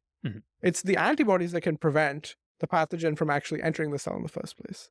When I imagine like the average immunologist does think a lot about conserved epitopes and Yeah. like comes at it from a very structural biology perspective. Does PopVax ever consider like structural biology, like when when you guys are redesigning stuff, or is it very like hands off black box approach? So like vaccinologists do think about epitopes, but So yeah, lots. vaccinology, yeah. But no, I think it's an important distinction because there's lots of immunologists, Mhm, not that many vaccinologists, mhm, right? People actually practically working on the problem of better vaccines. Fewer than you would think. mhm. Lots of like people working on like basic science immunology, systems immunology, increasingly people actually working on practical like nuts and bolts vaccine design. Not so many, Mm, right? Especially ones with innovative strategies, mm. right? The kind of next, sorry, can you repeat what was the second half of your question? Like, are the like PopVax is coming at it with a very like black Oh, box is approach? it? Yeah. Yeah. So we use a lot of structural biology. Really? So the guy Okay. who runs our immunogen design team, who co-runs it with me, is a structural biologist by training, not originally a machine learning person. And so, yeah, as I said, our initial approaches were very kind of Rosetta-y structural biology approaches to designing this display mechanism Mm, for our immunogens. And then redesigning, again, using a structural biology approach, how the RBD immunogen in particular for SARS-CoV-2 to try and sort of to sort of better display certain epitopes on it to kind of close off certain other epitopes and try and get some of these broader antibody responses we want. And that was all very structural biology influenced. We do a lot of molecular dynamics simulations and stuff, as I told you. mhm, The black box approaches we've been able to do more recently, A, because the machine learning models for protein design have gotten better, and B, because we've had the money to be able to actually scale up data collection to be able to build this feedback, right? mhm. But when we started, it was a lot of kind of more manual structural biology approaches. And kind of like on this topic of like creating this whole pipeline sounds incredibly challenging. Yeah, Like meeting GMP standards, building something in India. And as I mentioned earlier, India is very much not a place where a lot of yeah, biotech yeah. research companies come from. And as a result, I imagine hiring people is incredibly challenging. But at the same time, the IITs of India almost certainly produce a number of really high quality engineers and scientists. How have you, or like PopVax in general, tailored your interviews to discover these like diamonds in the rough? And is there anything counterintuitive you've learned about identifying good talent that can do good biology research? So I think there's a lot of good talent in India. Mm, Let me say this straight out, right? Just in case anyone is confused about it. mm, There is a lot of good biology research talent in India. And if you are watching this, whoever you are, should fund those people. But I think what we've learned is there is a lot of talent. There is a lot of noise. So there are a lot of people who have impressive looking CVs, whose actual research work is less impressive than they describe it to be, or in the worst case, they haven't really participated in or fully understood the research work as deeply as they're portraying. Because there's a lot of top-down hierarchical management of PhD students and of any researcher in India. I think more so than there is in the US or in other places. So you will encounter researchers who have done cool-looking work who like really don't understand the work, mm, right? Because it's the idea of their advisor told them what to do, et cetera, right? Um, what we've also found is people have impressive looking CVs who can't do wet lab work, mhm, right? And so what we ended up doing to try and screen is we have a multi-part interview process where we initially start with a casual kind of conversation where we have them, they usually, when they're on the job market, folks in India and in the biosciences, they have some kind of presentation which they show to people. We tend to disrupt that a little bit, which is to say we ask a lot of specific questions and then we sort of, we don't let them proceed in their kind of memorized flow of what they intend to do, mhm, but rather dig deep into one or two specific things mm, and see how deep they can really get in explaining what and why they did it. Um, I think a lot of people then sort of are not able really to explain, and so we kind of eliminate them from our process. mhm, But even even from that initial screen, I think we were able to eliminate 80% of people that we talk to, right? So we have a large number of initial candidates that we interview for any position, and maybe even hundreds, right? But we can cut those down pretty quickly with like a 15 or 20-minute conversation, right? And we have a large enough team now that we can kind of split the load across people interviewing, right? Then after that, we typically do another kind of deep dive into some specific piece of work that they've done. And then we have them come into our lab and actually do wet lab work. So especially people who are on our wet lab teams, we have all of them, no matter how senior, we make them come and do some assay, right? That mm, we give them the protocol for, and we kind of walk them through the reagents.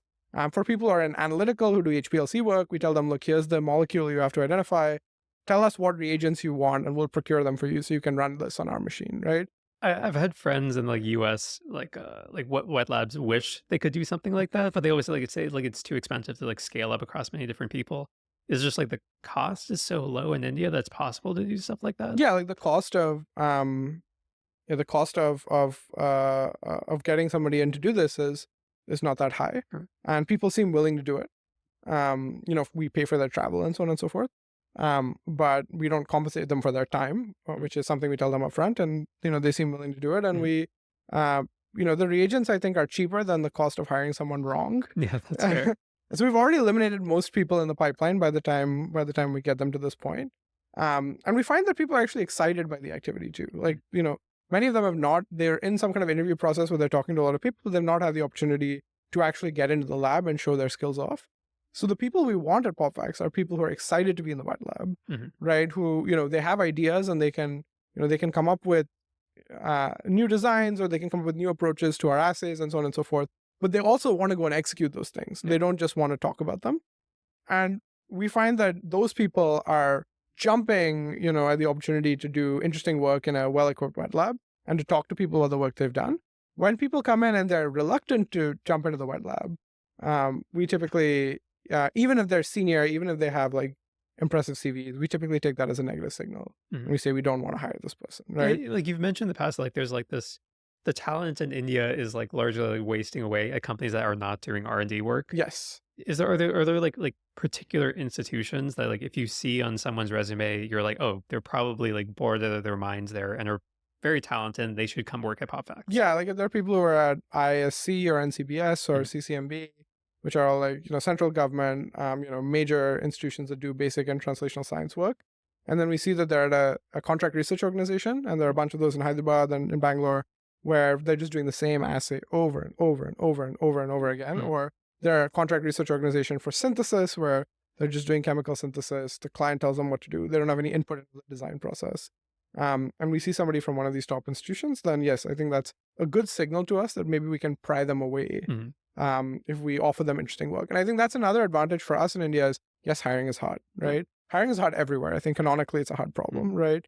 I don't know how it is for you folks at Dino or like, your colleagues, but um, I think because we are one of the few people in India doing innovative R&D in the biosciences, that's also translational enough that it's really close to being applied. Like we're in clinic pretty soon from, not immediately, but like we'll be in clinic next quarter, right? We have this pipeline of 6 different new vaccines we want to take to clinic in the next 2 years. And so that means if you come in and you do something that has a chance of affecting something that'll be injected into somebody not too long from now, Mhm. right? What we find is as a result, we can motivate some of the best people in the country to come work with us, whereas in other places in the world, they would have many options to choose from. And so I think in that way, we can agglomerate a lot of the best talent, right? And become a beacon for the best talent to come and collect. And not just within India, but talent from outside of India that are Indian origin, but want to return to India, whether for family reasons or, I was gonna ask that. Is like PopVax have their own version of that like Chinese policy to bring minds back home, where you guys like do reach out to really promising scientists like yes. abroad and like try to get them to come back? Yes. So I spend a lot of time on LinkedIn going like, hey man, like, would you ever consider coming back to India? Mhm. And, the 2 folks you met today from PopVax, my colleagues Monish and Darshit are both people um, who grew up in India, went to undergrad in India, did grad school, did their PhDs outside of India here in the US and Canada. And then, I convinced them, and I think to some extent they convinced themselves, but also I was able to convince them, and our team and our work was able to convince them to come back to India and work with us at PopVax. And we have, about a dozen more people who fit that description, who are people who we have convinced to come back to India from other places to work with us. Mostly people who wanted to come back to India, so already had a bias towards that. Mhm. But that we were able to show, look, we're doing good enough work that you wouldn't waste away if you came and worked here. You would actually be doing very exciting things. Mhm. Um, and so that has been a big advantage for us because, again, as I said, not too many people in India offer that opportunity. So if you're somebody with a bias to coming back to India and you want to work on bio, you should work at PopVax and you should email me at Yeah. soham@popvax.com. But also I think, we are kind of an obvious option, right?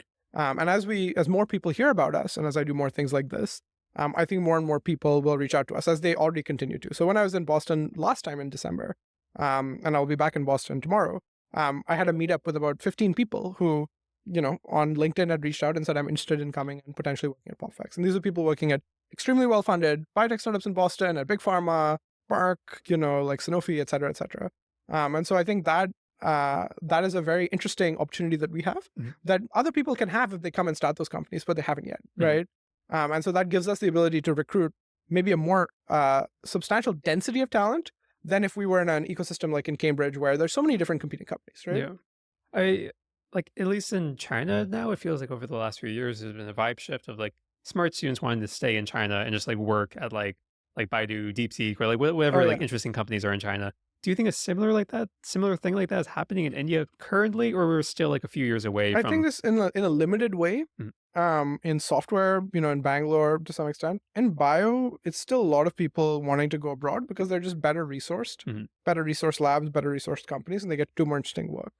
But I think people would love to come back to India if Yeah. given the right opportunity. I think Mhm. lots of people feel that they're culturally out of place in other countries. Increasingly, they feel there's anti-immigrant sentiment. In Canada, I know people who feel there's rising anti-Indian sentiment in particular in the last few years. Mhm. So I think lots of people would love to come back given the opportunity, but they don't feel the right opportunities exist, Yeah. especially in bio. So I think that's something that in software has changed a little bit.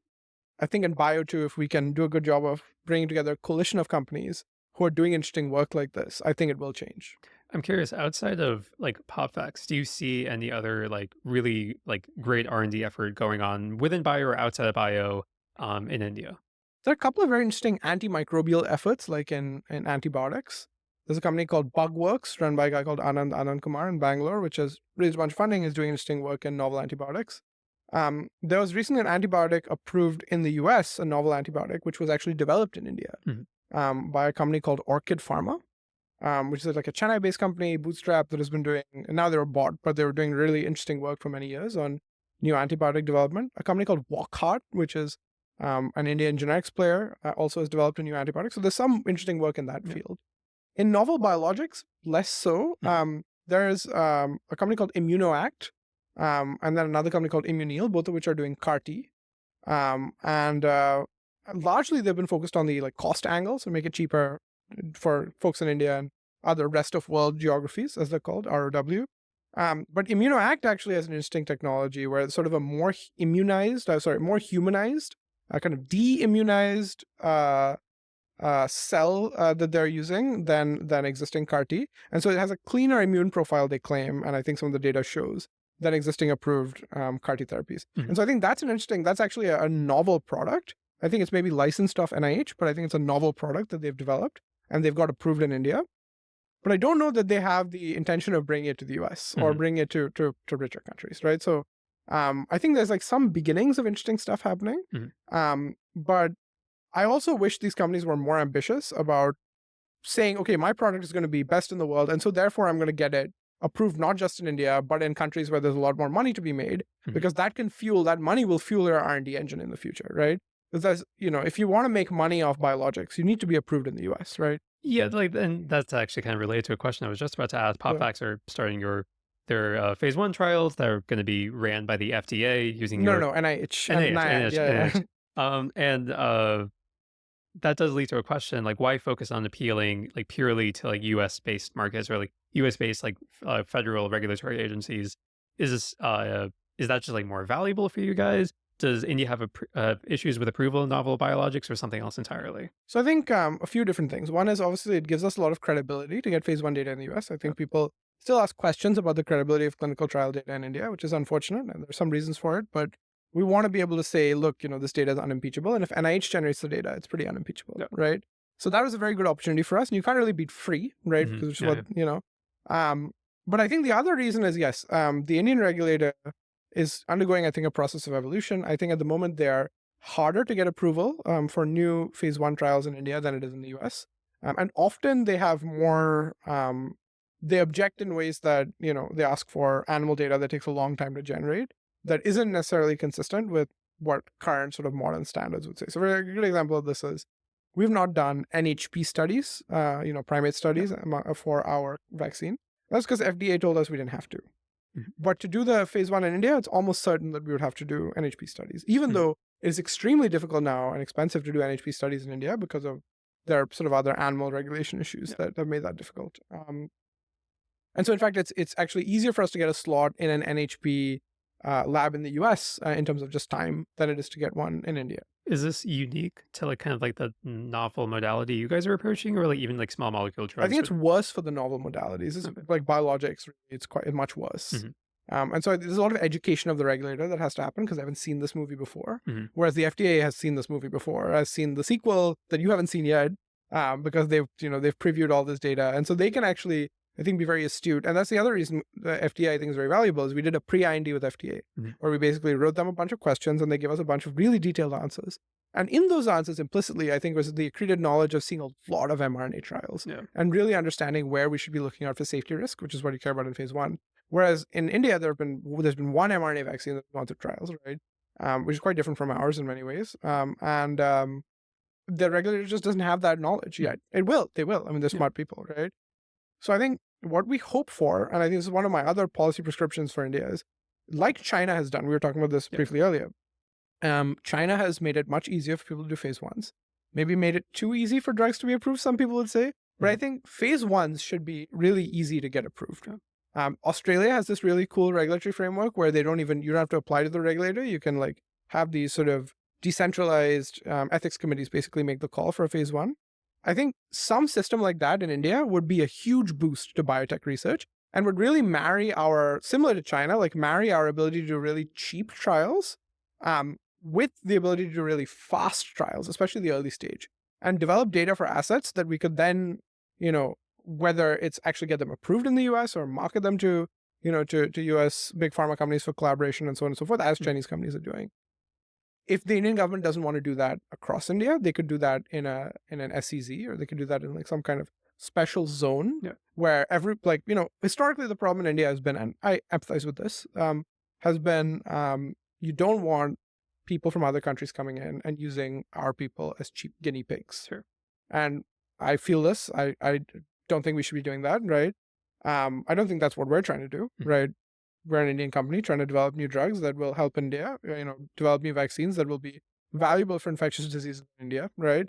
But I understand the concern. And so I think, therefore, having some kind of special zone maybe where when you go in, you basically sign a series of documents that explain that, you have maybe more education than average. You have sort of more ability to understand what's going on than the average person in India. And so therefore you're, kind of a de-risked population in which to do this, right? Do these SECs exist within India for any other industry? There have been talk about doing, for example, medical SEZs for medical tourism, where the laws are would be somewhat different in terms of qualifications and so on.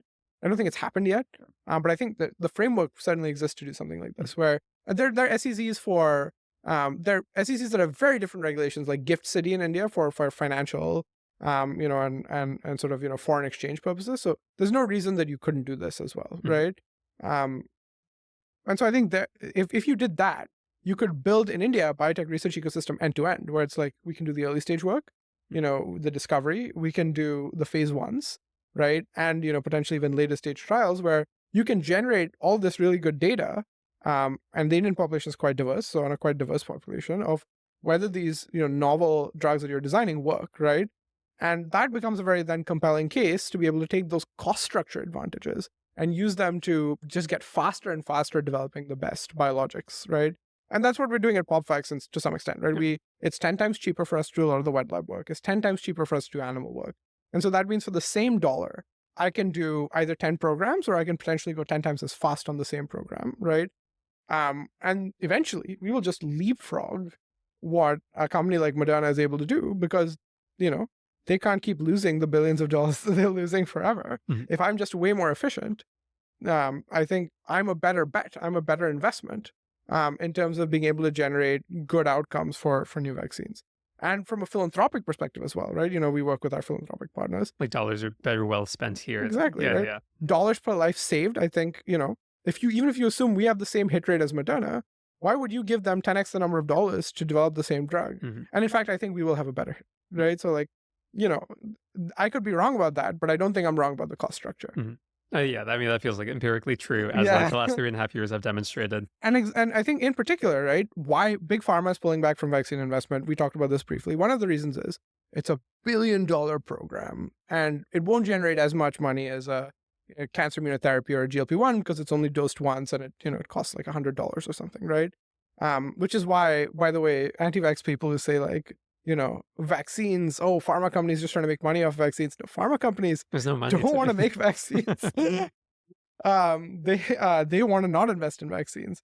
But I think with our cost structure, if I can make a program cost 1/4 or 1/5 as much, I still end up spending a lot of money on late stage clinical trials in the US or whatever. But maybe you do that after you've already got approval in another country for a completely novel vaccine. Mm, And so now that's de-risked to get that next round of capital to do mm. that.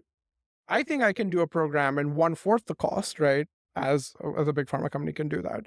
And if I'm also better at getting a more efficacious product through the door, if my hit rate is higher, right? I think that combination makes vaccines not just investable, but a highly, highly profitable endeavor. Because the best vaccines still make, 2+, in some cases, $8 billion a year, right? And so if we can be a company that makes the next generation of the best vaccines, and just because we have a repeatable engine to be able to do this cheaper and faster, we can be a pharma company that's the size of any global big pharma company. But then because we have the same amount of money as they do, and we have access to this cheaper R&D base, I can suddenly do 10 times the amount of R&D. Mhm. And if this keeps compounding, eventually it'll be, I think, a huge win condition for the world and for us in India in biotech R&D. On the subject of like funding at all, I know that when PopVax first started, I think you guys primarily survived off of the Gates Foundation money. Yeah. Like I think historically, as far as I can tell, PopVax hasn't ever received money from an Indian organization. No. Is that yeah? Like like why? Like why has there been like such hesitation like over We, 3.5 years? we haven't looked that hard recently, Mhm. so I can't say recently what the outcome would have been. The government funding available to us was too small. Gotcha. So it was like 50 lakh rupees, which would be the equivalent of somewhere in the $60,000 range. Nothing. Was sort of the prototypical grant that you get at the early stage from BIRAC, which is this organization I'm talking about. It's not nothing for doing work in India, and it's good that they give that out. But yeah, wouldn't have moved the needle for us. Beyond that, it was difficult to find funding from the government that didn't require that we were at a TRL, like a technology readiness level that was much higher than we were actually at, right? So like, which is basically like you need to be in phase 1 or you need to be sort of like already very close to phase 1, which we weren't 3 years ago, Mhm. right? Private funding in India, we did try.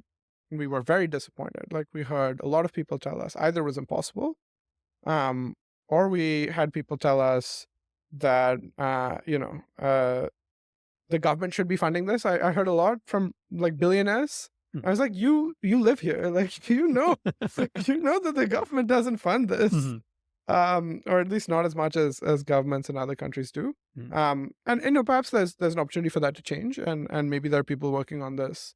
I know there are lots of smart people who have tried to push policy in the direction of funding more R&D, but it hasn't happened yet, Yeah. right? And then Indian venture capitalists, we didn't again pursue very seriously, but the early conversations we had just to understand whether this would be worth pursuing were that because they did not have biotech folks, they would not be able to sort of assess the technology in a way that would allow them to lead a big round. Mhm. I think if we had been smaller and we needed less money when we went out to raise, it would have been possible to get from some small funds that now think about biotech, like small amounts of money, like $1 million, $2 million. But what we need is more than that. So when we started raising recently, it's a Series A that's much larger than that, and so that I don't think is yet something that these funds are like the funds that have the money in India are able to do. So yeah, we just we tried. We didn't get money from those people. We got money from other people. So most of our money in the very beginning was Gates money for our platform and for our next generation COVID vaccine, where the intention was basically make it such that it's able to be broader and it's able to protect against multiple different variants that might emerge rather than sort of becoming useless after a few mutations, Mhm. right? And also to try and make the vaccine more thermostable so that it could be distributed in developing countries, right? Um, then after that, the next big chunk of money was from Vitalik Buterin, who's the Ethereum cryptocurrency co-founder, who's very interested in biosecurity and in sort of open source uh, public health work, where like how can we make these things really accessible in a way that people can not only by them, but also sort of develop further on top of this. And so our COVID vaccine, which is funded largely by his group, Balvi, is actually open source. So we're going to put out all of the information about how to make it. We're going to allow people to make changes to it and sort of make new versions of it without enforcing our intellectual property on that specific vaccine. Though we'll be able to use our IP for other things, other vaccines that we're producing, right? And so that was also a weird funding mechanism that I mean, alongside how the financial barriers in India are just so much lower for vaccine development compared to everywhere else. I've looked at you have a few articles published on your Substack about some of the results you guys have had over the Mhm. past year or so, and they feel clearly extraordinary when you look at them. Thank You you. have an influenza vaccine that has better IgG and HAI titers compared to your competitors, 250x better IgG titer is which the headline result yeah, compared for H1. which is insane, and those antibodies still remain effective against mutated influenza strains. Yeah, so this is preclinically, so this is all in mice to be clear. Yeah, But yeah. so we found our influenza result is that our version 3 influenza seasonal vaccine construct, Mhm. it's not actually version 3, it's many more versions than that, but Yeah. sort of, major version 3 is 250x better in terms of H1N1 IgG titer elicitation and also way better for H3N2, those two of the key seasonal strains in the vaccine, Mhm. like more than 100x better. Yeah. But also is able to, yes, as you said, elicit robust IgG titer against H5N1, even though it does not contain the H5 antigen. Yeah. And so looking at this on face value, you've made something clearly that people want, and it seems clearly better in every capacity compared to your competitors, yet you've told me that fundraising is a continuous challenge. Is this just because vaccines are a hard deal for anyone trying to work in this space? Or do you think there's some level of VC education or government education that needs to be done? So two things. One I'll say is, since we spoke last, Mhm. the last week of investor meetings have been have I think we've turned a corner. I think in part Okay, because of okay, this okay. data, Yeah, yeah. right? I think we will be able to, I think it's now materially easier for us to raise money. Mhm. And it's because, as it should be, because we have really good data. And we also won this $2 million BARDA award as part of their Patch Forward prize, in part based on this influenza vaccine data. And so BARDA, which is the US biomedical, sort of the biodefense agency in some sense, but in HHS, is both a potential funder of future influenza programs for us and a potential customer of pandemic influenza vaccines. And so I think that creates a setup in which people are much more willing to take seriously the idea that actually these guys might be in the future one of the best influenza vaccines, right? Mhm. Um, but I also think we are at the intersection of three different things that people don't understand. One is we're an Indian company doing novel biotech R&D. Doesn't exist. Yeah, I talked to multiple biotech VCs in preparation for this, and none of them had helpful advice to give because they've never met a biotech founder or biotech interesting biotech company that came from India. How skeptical were they that it's possible? They were all actually pretty curious. Oh, really? Yeah, Very none interesting. of them wrote it off immediately. They were all yeah, I never thought about it, but I've never met one. Yeah, but they've never had one, right? So Yeah, clearly I'm not wrong that almost no one does this, yeah, right? yeah. The second thing I think and so I think part of that is is there a talent gap where you just can't find the talent in India? And the second question is the data reliable? Because China had all these data issues and we have data issues in India and so on. And I think the answer to all those questions is it can be done. You just have to be very careful about how you do it, right? The second issue is, yes, vaccines. People for many years have not invested as much in vaccines. COVID was this big spike in vaccine investment, but it's like a bit of a sugar rush. Like after that, it's like the fall has been precipitous. Mhm. And right now, Moderna is being hammered for Yeah. being an infectious disease. Pfizer is being hammered for being an infectious disease company. And I think that's because people think historically these vaccine investment cycles are very long and, probability of failure is high, is the typical thought process. And obviously, we think we're different in that regard, right? But that's also some education that has to be done and some understanding of what the new cost structure looks like and the fact that we think we can be much more likely to succeed than existing vaccine design approaches. Um, the third thing that is is an issue is that the biotech funding market as a whole, as you likely know, has been a bit bad, It right? does seem to be getting a little bit better recently. A little bit of a new dawn, it Mhm. does seem Yeah. like. But for 2 years it was like really as bad as anyone had ever seen it, right? Mhm. I think. And public biotech stocks are still not doing so hot, right? In many ways. So I think the intersection of all those three things made it a little bit difficult for us to fundraise. But I think the main barrier that has now been crossed is in the very beginning, right? If you met me when I started this company, I think a lot of people believed that the probability of success was not high, right? Because I didn't know any biology, right? I was starting this extremely technical biology company in a part of the world where people didn't know a priori that there was really good biotalent, right? Um, So that was, the initial piece of skepticism. And I think now I know enough biology and I have a wonderful enough team around me that people are not as skeptical, that I'm the right leader for this and that my team is the right team for this, right?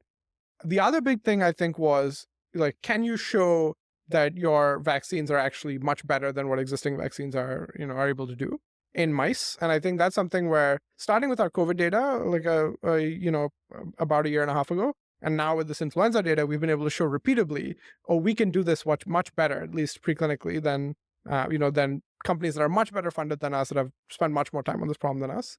And then I think the U.S. government coming in, right? So like NIH, as part of Project NextGen, being willing to do our COVID vaccine trial, and then BARDA now giving us this award, shows that I think, in some sense, the people that know best about this kind of stuff, the scientists that are, I think the alignment of their motivation is very clearly like they want better vaccines, right? If these people are putting some support behind this, then I think that has sort of woken up a lot of investors and also partners, like, commercial partners, that have reached out to us, like big pharma companies who are like, oh, this is real now. Like, clearly, like, very smart people have vetted this and have spent some time thinking about whether these would be valuable sort of new vaccines or new vaccine designs for the United States, which is the market which makes the most money.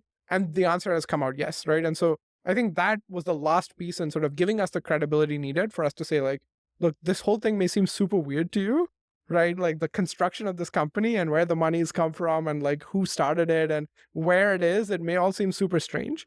But the data can't lie, right? At least preclinically, the data is quite repeatable and we can show it to people, right? Whether it translates to humans, we'll have to see. But, we're really doing something that's quite different here. And lots of smart people, in the US government, who are, motivated to get better vaccines, are saying that, hey, PopVax is maybe one path to better vaccines for Americans, right? And I think that has been the validation that has made other people jump in and be like, oh, okay, this might be a real thing. Let's jump in and maybe fund or maybe partner or whatever. Okay, so JPM was a big mental update. Yeah. Well, we'll see. I think still vaccine funding is such a small subset. Like, okay, if I'm a cancer immunotherapy company, and we may do cancer immunotherapy with many of the same ideas that we're doing for vaccines today, right? This idea of an immunology foundation model, or at least immunology models that can model elicitation, is also, you can see, sort of intuitively be valuable for cancer immunotherapy, right? We're not doing that as our main thing today, right? If I'm at JPM and I'm a cancer immunotherapy company, then I'm at the belle of the ball and everybody loves me, right? Or if I'm a GLP-1 company, or, I'm doing something in metabolism, right? With vaccines, there's a small number of investors and partners. It's not all the big pharma companies. It's not all the investors. But I think the good thing is those people, the people who do vaccines, they really understand vaccines. There are people who've worked on big vaccine programs, who've worked on vaccine research. And if you're committed to vaccines, then typically these funders have built actually big teams, at least, large enough teams that really understand vaccines scientifically and understand the market. And so we can have very, high level, sorry, I don't mean high level, I mean rather detailed, and sort of very granular conversations with them about the data and about our approaches. And they really understand those things, right? And so I'm happy to work with those people, and we'll see which of those people we end up working with in the long term, right? But it's certainly not most biotech investors, right? Like most biotech investors, like we went to a party at JPM, which is one of, with one fund that is interested in biotech that invited us to it. My colleague Monish was asking people like, hey, would you be interested in talking to us? We work on vaccines, just by the by, right? While getting drinks. And, they would be very interested when we said machine learning. And then as soon as we said for vaccines, they were like, oh, we don't, no. Our investment thesis is that we don't invest in and specifically in vaccines. Yeah. Or we were burned investing in this vaccine company, so we won't do it again. Yeah. Is it because like largely because they don't understand the cost advantage of like the fact that you guys are in India, like the terms are a little bit different? The conversation doesn't even go that far. Okay. There's like immediate like, no. Okay. I think if we show we can take programs to like phase 2, phase 3 at that cost structure advantage, then I think the game will open up. Yeah. But right now we need true believers. I think in like vaccines, we want to work with people. We believe in vaccines. We want to work with people who believe in vaccines. Yeah. And I think one big learning for me is like, I don't want to spend my life right now convincing people who really don't believe in vaccines to believe in vaccines, and then back us, because they won't be good partners for us in the long run, right? Tomorrow, let the the Johnny come latelys, when in the future, when I need way more money, we'd be happy to welcome them in. But at this early moment, because we've not taken any equity capital, right? So like, I don't have any investors on my board or anything, right? The people that I want to partner with, I want to partner with people who really care about vaccines. And they don't have to be people who've invested in vaccines before, but people who like understand that vaccines are a valuable modality, both from a public health perspective and a financial perspective, and that there is a way, and people have made lots of money off vaccines, right? There's a company called Vaxcyte right now that you may have heard of that is doing a competitive pneumococcal vaccine to Pfizer's 20-valent vaccine. They have a 31-valent vaccine. And that just on the basis of phase 2 data for that vaccine, they're at like a $10 billion valuation on the public markets, right? Because there's a clear market for that vaccine. They made something that's clearly better. I think what gets lost in the fog of this is that vaccinology, because it's hard and because people have taken these outdated approaches, lots of vaccine companies have failed, not because of the structure of the market being bad, but because it's a hard problem and their approach didn't work. Yeah. Then they're approaching it perhaps in like a fundamentally wrong way. In a fundamentally wrong way. And these are, they took too long in some sense to go validate their hypothesis, right? Whereas we want to be able to validate both preclinically and in clinic lots of our hypotheses very quickly. And I think like maybe like relatedly to how like other people are doing it incorrectly, and you guys have clearly like created something that's better than a lot of other people. Well, to be clear, we don't know if we're doing correctly yet until we see efficacy in humans. Sure. But, like mouse efficacy seems to be quite good. Yeah. And on the, like there's like enormously better immune response, like 250x, like you just mentioned. It's much higher. Yeah. What does PopVax do differently for your vaccine design? And whatever you do, why doesn't others do it? Is it like specific to this like precise immunogen design? Is there something else? So like I think we take an engineering approach to the problem. Okay. Right. Like I said, we do this, mRNA encoded display on these self-assembling particles. We do this precision immunogen design. We do design of our own lipid nanoparticles. What we find is when we co-design all those things together, and we can just have a bigger combinatorial space that we can test empirically, which is our secret sauce, quote unquote, not very secret, right? We can find parts of the design space that maybe haven't been tested before by other people, that in combination you get these really good results. Because other people don't have the knobs to tune on those because they're outsourcing it all? Yes, they don't have the knobs to tune, and they don't have the wherewithal to test all of this different stuff. Gotcha. Right. And I have all the knobs, right? All the knobs are in my control. And so, and we find lots of wacky stuff, right? We find that there are certain lipid nanoparticle formulations that work better for certain vaccine designs. Do I know why? No. Is my team trying to figure out why? Yeah, totally. But does it matter? Right? As long as I can find the right set of knobs to tune that give me something that's better, and critically, I can translate that into humans as well. And we'll have to figure out some translational process using these organoid models and transgenic mice potentially, which we're doing now, and using human data we collect in phase 1s. And we want to do a lot of phase 1s as well to be able to make that sort of translational gap narrower between the models we're using now and actual humans. I don't need to, mechanistically explain everything exactly that's going on, right? Because within the design space, there are going to be lots of little tweaks, which we don't know exactly why they're better, right? But we will be able to see in practice that they are better. I think antibody design is kind of the same. I don't know if it's probably similar for you guys with AAVs as well. I feel like it may be the case for all like AI biotechs where like they're primarily built by like people who have an engineering mindset as well. And they are happy treating the problem as a black box. And I would like to, once we have something that's better and I advance that, at the same time, I want to figure out the mechanistic insight if I can use that to inform the next design. But I think we have to be extremely rigorous about being empirical and testing, the biggest design space that I think will be useful for us, which is much bigger than other vaccine companies have done. But I don't think we have to be perfect about mechanism. I think lots of drugs, people like don't really know the mechanism. Like they say they do, but I think a lot of drugs, like the mechanism is not fully understood, right? Or until later, right? For vaccine, is that true for vaccines as well? Or is vaccine, like typically vaccinologists really want the mechanism of action elucidated before they go? No, so like there are lots of vaccines like HPV. It's like that mechanism is not fully like known. Yeah, so like there's no what's called a correlate of protection, where like if you get this number up, then you get protection. We don't know what that is for HPV vaccines. And the reason is very interesting. It's because HPV vaccines are too good.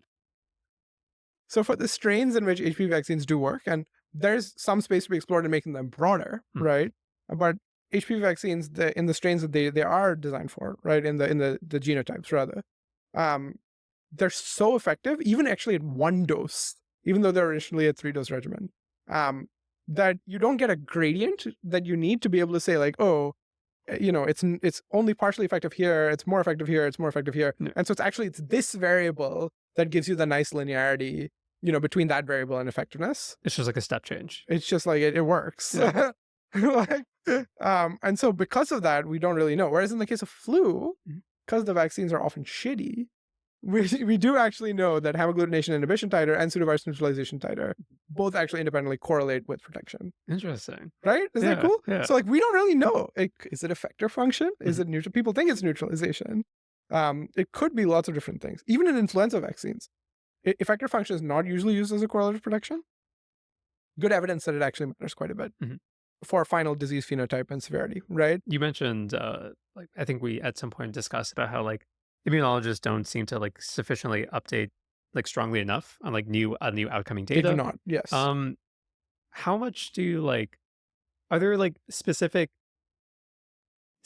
theories about immune mechanisms for some disease that you like strongly buy into that like perhaps PopVax is not working on, but Sure. like you would want like people to be aware that like this particular So like Yeah. TB, right? Mhm. Tuberculosis, which we do intend to work on. Okay, yeah. We think antibodies play a big role. If you look at Babak Javid's work at UCSF, he's shown that there are functional antibodies against TB that you can use to potentially clear the pathogen, right? Nobody's working on vaccines to elicit those antibodies for TB. It drives me insane. What do they typically work on? T cells. T cells, okay. Yeah. 30 years of T cell vaccines for TB. And it's like it's never worked. So Yeah, like there's a study, the Gates Foundation and a bunch of others are spending like almost 500, like 300, $500 million, some crazy amount on a multi-country study for this relatively new TB vaccine. And by new, I mean, it was designed 20 years ago. Mhm. And the hope is that it'll be 50% efficacious. And lots of people off the record have told me things like, oh, we don't think it's going to work, but at least it'll set up the trial infrastructure for the next shot. I'm like, what if there is no next shot? I think in TB in particular is a wonderful illustration of this problem where I think there should be a portfolio of a bunch of different candidates that are trying to do different things, elicit different kinds of immune response. And we should do a whole bunch of phase ones, right? And see what seems to work well in phase one, and then make decisions about what to put $500 million into. And by we, I mean the whole community, right? The scientific community, the public health community. In fact, what is happening is a bunch of candidates designed like 20 years ago, which happen to have phase one data, are being rushed into these extraordinarily expensive phase two, phase threes, instead of testing a broad portfolio of strategies upfront. why do you think? I guess like we have like mildly touched on this in the past, but it is surprising that like over 30 years, no one like mentally updates. Like maybe this doesn't work. Is there just like, yeah, like, what's the cultural I problem that's think the causing argument this? that they would make is like there's no good empirical evidence that antibodies would be sufficient or Okay. important. Mhm. And they're not wrong about that. But, like what you've been trying for a long time hasn't been working. I'm curious, like, why do you think antibodies are like the answer to this? Well, I speak not primarily my own opinion here, but I've, researched that, I think two branches of research that have sort of convinced me that there's something to be investigated. I'm not saying it's going to work, but we should try it, Yeah. right? Is my main point. One, we know that there are antibodies because people have done this, really, like Babak has done this work. We know there are antibodies against TB, which you can get even from patients, right? That do something. They're functional. They're able to do something to the pathogen, right? Which is not something that people thought was possible for a long time because it's an intracellular pathogen, right? In many ways. We also know that as I said, all vaccines basically that are currently approved that actually are efficacious seem to work primarily using an antibody-based mechanism. Why would TB be any different? Right? And again, intracellular pathogen, I get it. But maybe if you have an antibody response, you can stop the pathogen before it's able to invade the cells and take up residence. Maybe there are some antigens which end up on the cell surface, even off the even off the cell that's infected with the pathogen, right? Maybe there's another mechanism, which is the TB could be latent, could be inside the cells, but it doesn't matter because if you have the antibodies, when it tries to come out and replicate, something kills it. Yeah. Right, exactly. And so that's good enough, right? So I think it should be investigated, right?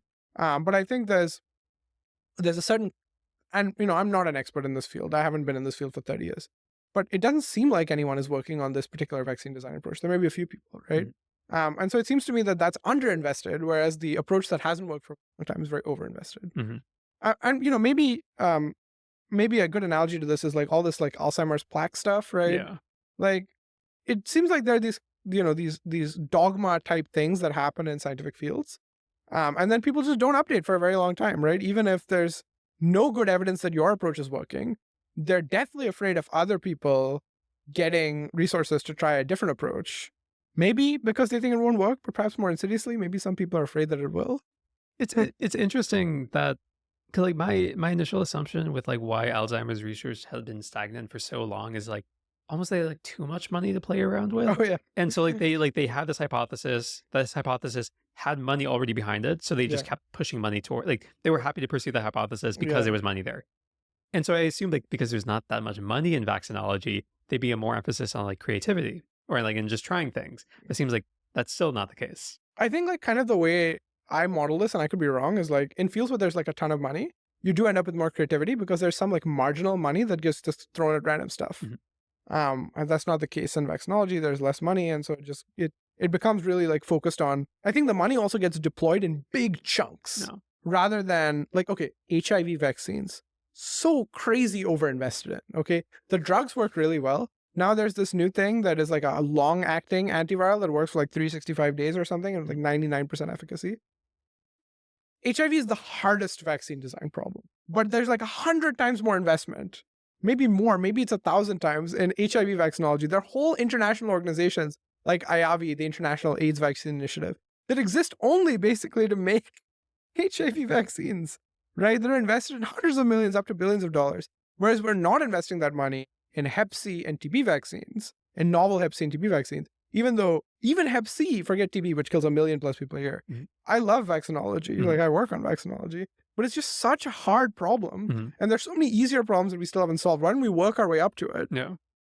Right. And I think at one point there was a good argument. We were so many people dying of HIV, but people haven't updated to the basic reality that the pathogen just doesn't kill quite as many people anymore. Yeah. Whereas like these other pathogens, they really do. That makes sense. And kind of like beyond infectious diseases as a whole, I remember like during like the heyday of Moderna, they had this whole pitch about like we'll use this like mRNA technology for a bunch of things beyond infectious diseases. Like And they're pivoting to being more of a cancer company now. yeah, and like given PopVax's platform capabilities, do you think about potentially expanding into these adjacent areas, partially because of like commercial viability, or also partially because of like the raw capability you think mRNA has? So, look, we're always going to be a vaccine company. We're not going to give up on vaccines because that's why I started the company. That's what we care about. And today we're a vaccine company. And I can say that with pride, we're a vaccine company, right? In 5 years, if things are going well, we should not just be a vaccine company. We want to be a company that harnesses the full power of mRNA as a platform to test lots of different designs, right? And protein design that is informed by in vivo immunology data or informed by at least extremely high quality in vitro immunology data to be able to design the best immunotherapies, whether that's vaccines for infectious diseases, vaccines for cancer, mRNA encoded cancer protein therapeutics, etc. I think cancer is the next obvious thing for us. I think autoimmune also is another space where autoimmune vaccines, immunotherapies for autoimmune conditions, where we have a bunch of ideas, right? Do you think Moderna's relative lack of success in those areas has more to do with Moderna rather than like the ability for there to be cancers for there to be vaccines for cancer? I think Moderna is an exceptional company in many ways, and we stand on their shoulders. Mhm. I think Moderna is not good at protein design. Gotcha. And I think a lot of Moderna's problems come from Moderna being bad at protein design. So recently they had this RSV HMPV vaccine safety issue, if I'm not mistaken. And I think a lot of, again, it's like antibody dependent enhancement of disease. I think a lot of these companies are not natively protein design companies. Moderna is a mRNA delivery company. Their job, in some sense, was to get mRNA as a delivery platform to work.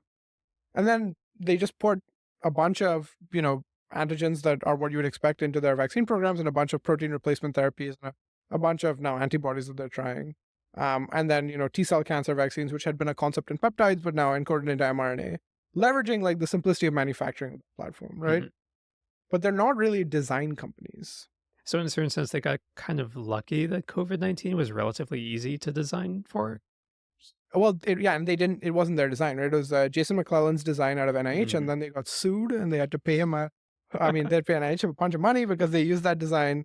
So yeah, they got.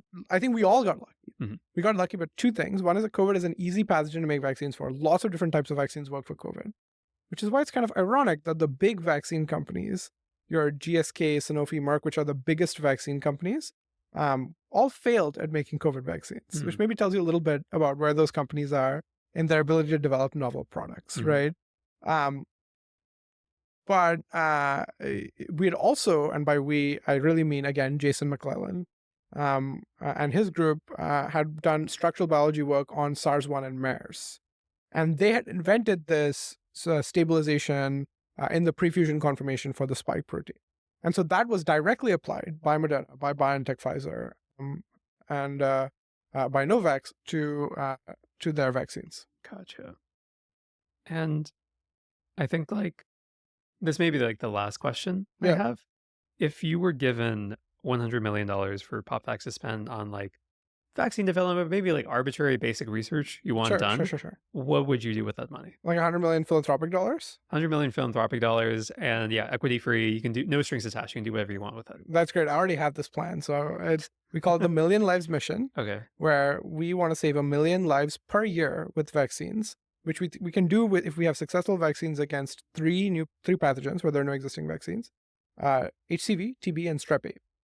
And philanthropic dollars are great for this because especially TB is a pathogen where lots of people think you can't make long-term profits. HCV, I think, will actually be profitable, but it's a non-trivial development process, something we're already working on, but speeding that up would be great. And Strep A is another pathogen where we think there's a market, but there's also a lot of developing world impact, right? Um, and these pathogens kill lots of people, right? Mhm. 2 million, something like that, 2 million plus people per year. If we make vaccines that are reasonably effective and that are reasonably well distributed across the world, we can save maybe 1 million lives per year with these vaccines. So what I would do with that money is I would scale up this feedback loop approach that we have, this machine learning feedback loop, to design libraries of immunogens to elicit specific antibodies that we know to work against these pathogens. In the case of TB, we'd have to do a more basic science effort to find, these antibodies in the first place. So there's some very interesting study designs where people have done where you can basically go to places like Bombay, where I grew up, or in South Africa, where there's lots of active TB. And you go to people whose houses have somebody with active TB, but who don't themselves have active TB. And then you sequence out antibodies from those people, for Mhm. example. And those people are often people who have been exposed to TB, but somehow have protected themselves against it. Are there currently no like international efforts to collect that sort of data? For antibodies, not so much. Hmm. So for Hep C, there are some people doing this, but again, I think not at sufficient scale, Mhm. right? And so I would scale up those efforts as well.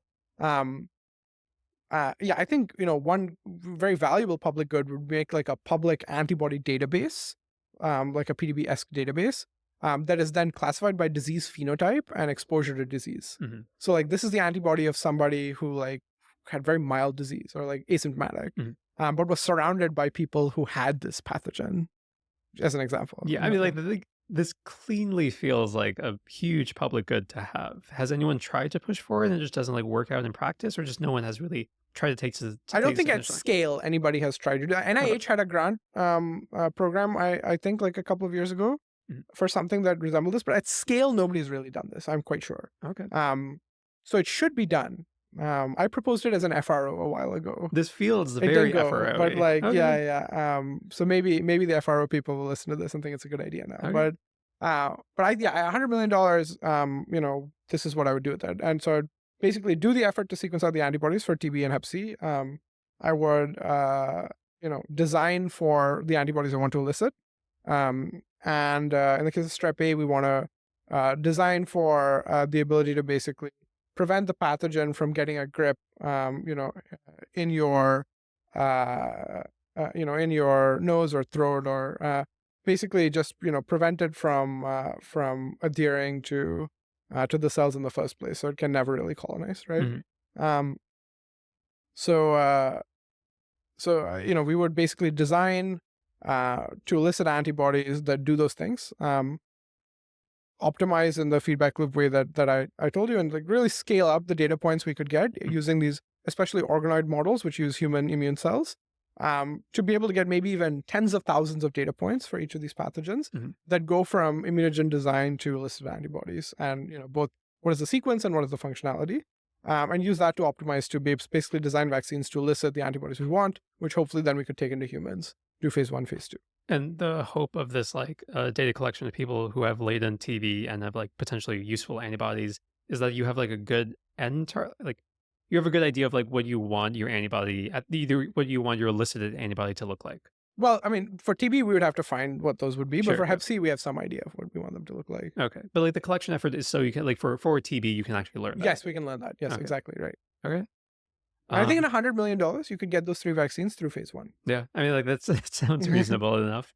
Yeah. Especially in India. Yeah, so if you want to save 1 million lives per year and you have $100 million, People will reach out to you. I think those are about all the questions I have. Thank you so much for coming on today. Thank you for doing this. I really enjoyed it. And I'm very excited to hear more podcasts that you do with much smarter people than me.